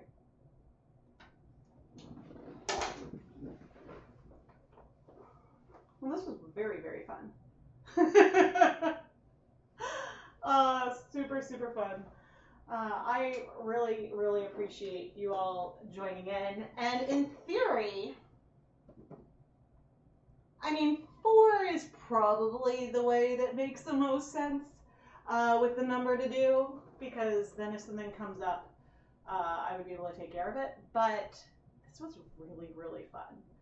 Like, it's really cool just like pulling the colors randomly. And yeah, I'm happy to modify the game, play other ways. Like, this was just really, really fun. And so if you enjoyed the stream or the replay, please subscribe and turn on notifications, because that's the best way to be notified when I do a new stream. YouTube doesn't always let people know, but having notifications on and setting them to all on is the best way to possibly be notified.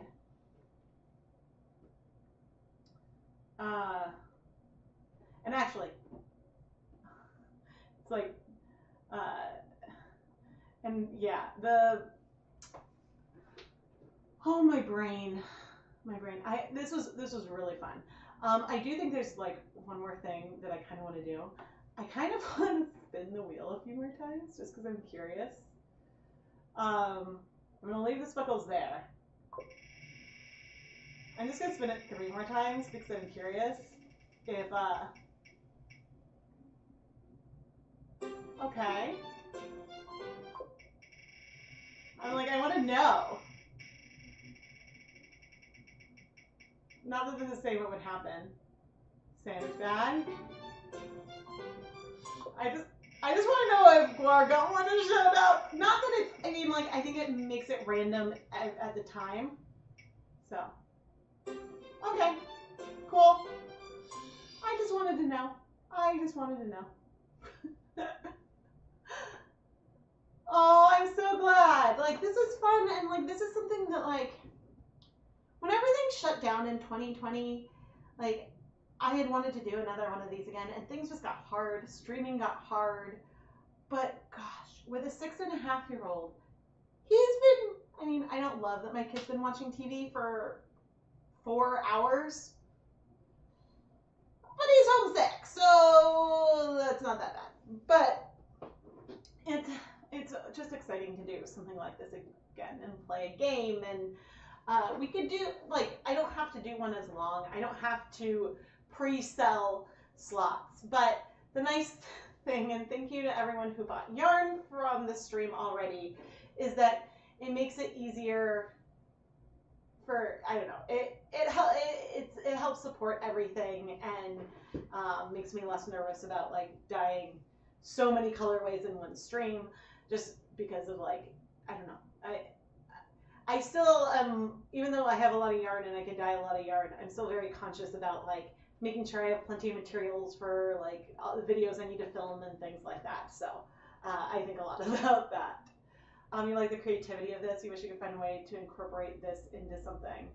To the randomness, yeah, I mean, I think that, like, I don't know if you stream or anything, but I think that there's lots of things that you could do. You could do bring randomness into decorating a cake for someone's birthday, or into what you're gonna make for dinner, or so many things. Into what kind of yarn you're gonna knit with next, like what yarn weight and what type of pattern. You could like randomly like select like that. So there's a lot of things. Yay, 6 inches done, woohoo! Way to go, Arlene. Oh man, I did a mystery knit along, I think, was it in like March or something, or February at some point, and like and then like it stopped, and I don't know why I stopped. Something happened. I don't know what came up. It wasn't like we didn't get sick. I don't remember what came up. Maybe it was like the spring mini skein mini series. Something happened, which meant that like I stopped working as hard on it. And so I need to pick that back up because I have a vlog and I dyed the yarn for it. And yeah, so that'll be fun. I do have a weaving vlog that will be coming out soon. What's today? I don't know what today is.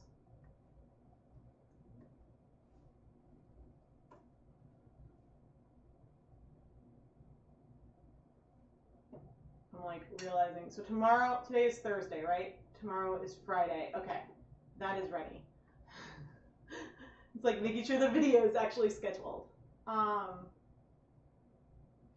Yeah, so there's tons of ways that you can pull this in, and this was just so much fun. It really like brought some like elements in. The most stressful part was the like trying to mix the colors. Especially because I knew which colors I was going to pull if I was using the like pre-mixed ones. But yeah, this was fun. And I mean, I could have always decided, nope, I'm not going to do that. And like, really, there's no harm there. I just, want people who are going to get the yarn to be excited about the yarn that they're going to get. I can't believe how green it all was. So, I did realize, so now with the picker, what we maybe can do, another thing, and I don't know, maybe if I hide the wheel. So I can do the luminosity, I can set it to do bright and hue random. So then, ooh, that is like, I mean, it's very green, but very different. Because I also felt like we got a lot of like muted things. So we could do bright, we could do a light one, we could do a dark one if we wanted to, or back to random. And so it is possible to push it, like if we're feeling like everything is coming up in the same sort of space, then we can randomize it a little bit. And changing the brightness or whatever, I think would be fun and nice. So, or maybe just having the brightness up would mean that like we get more variety. I don't know. Because like when I go and I just randomly click through, there's so many things. So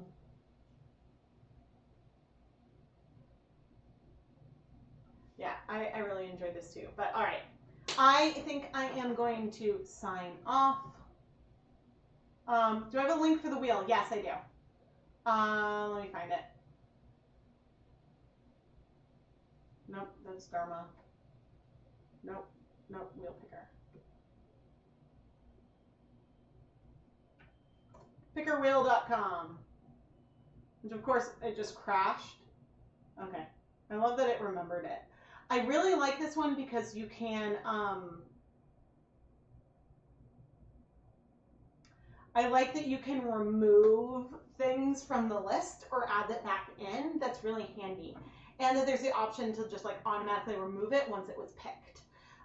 So that was really handy. And I like that. So yeah, but anyway, please subscribe, join the channel, check out Patreon, check out my Etsy shop. But really the biggest way that you can support the content here is by subscribing. And yeah, subscribing and watching the videos is the biggest thing that supports this because it helps me continue to grow. And yeah, I really enjoy doing all this. And so I'm very thankful that all of you like watching. But anyway, I am Rebecca from ChemKnits, and thank you for playing along with me today. I'll chat with you soon. Bye. Bye.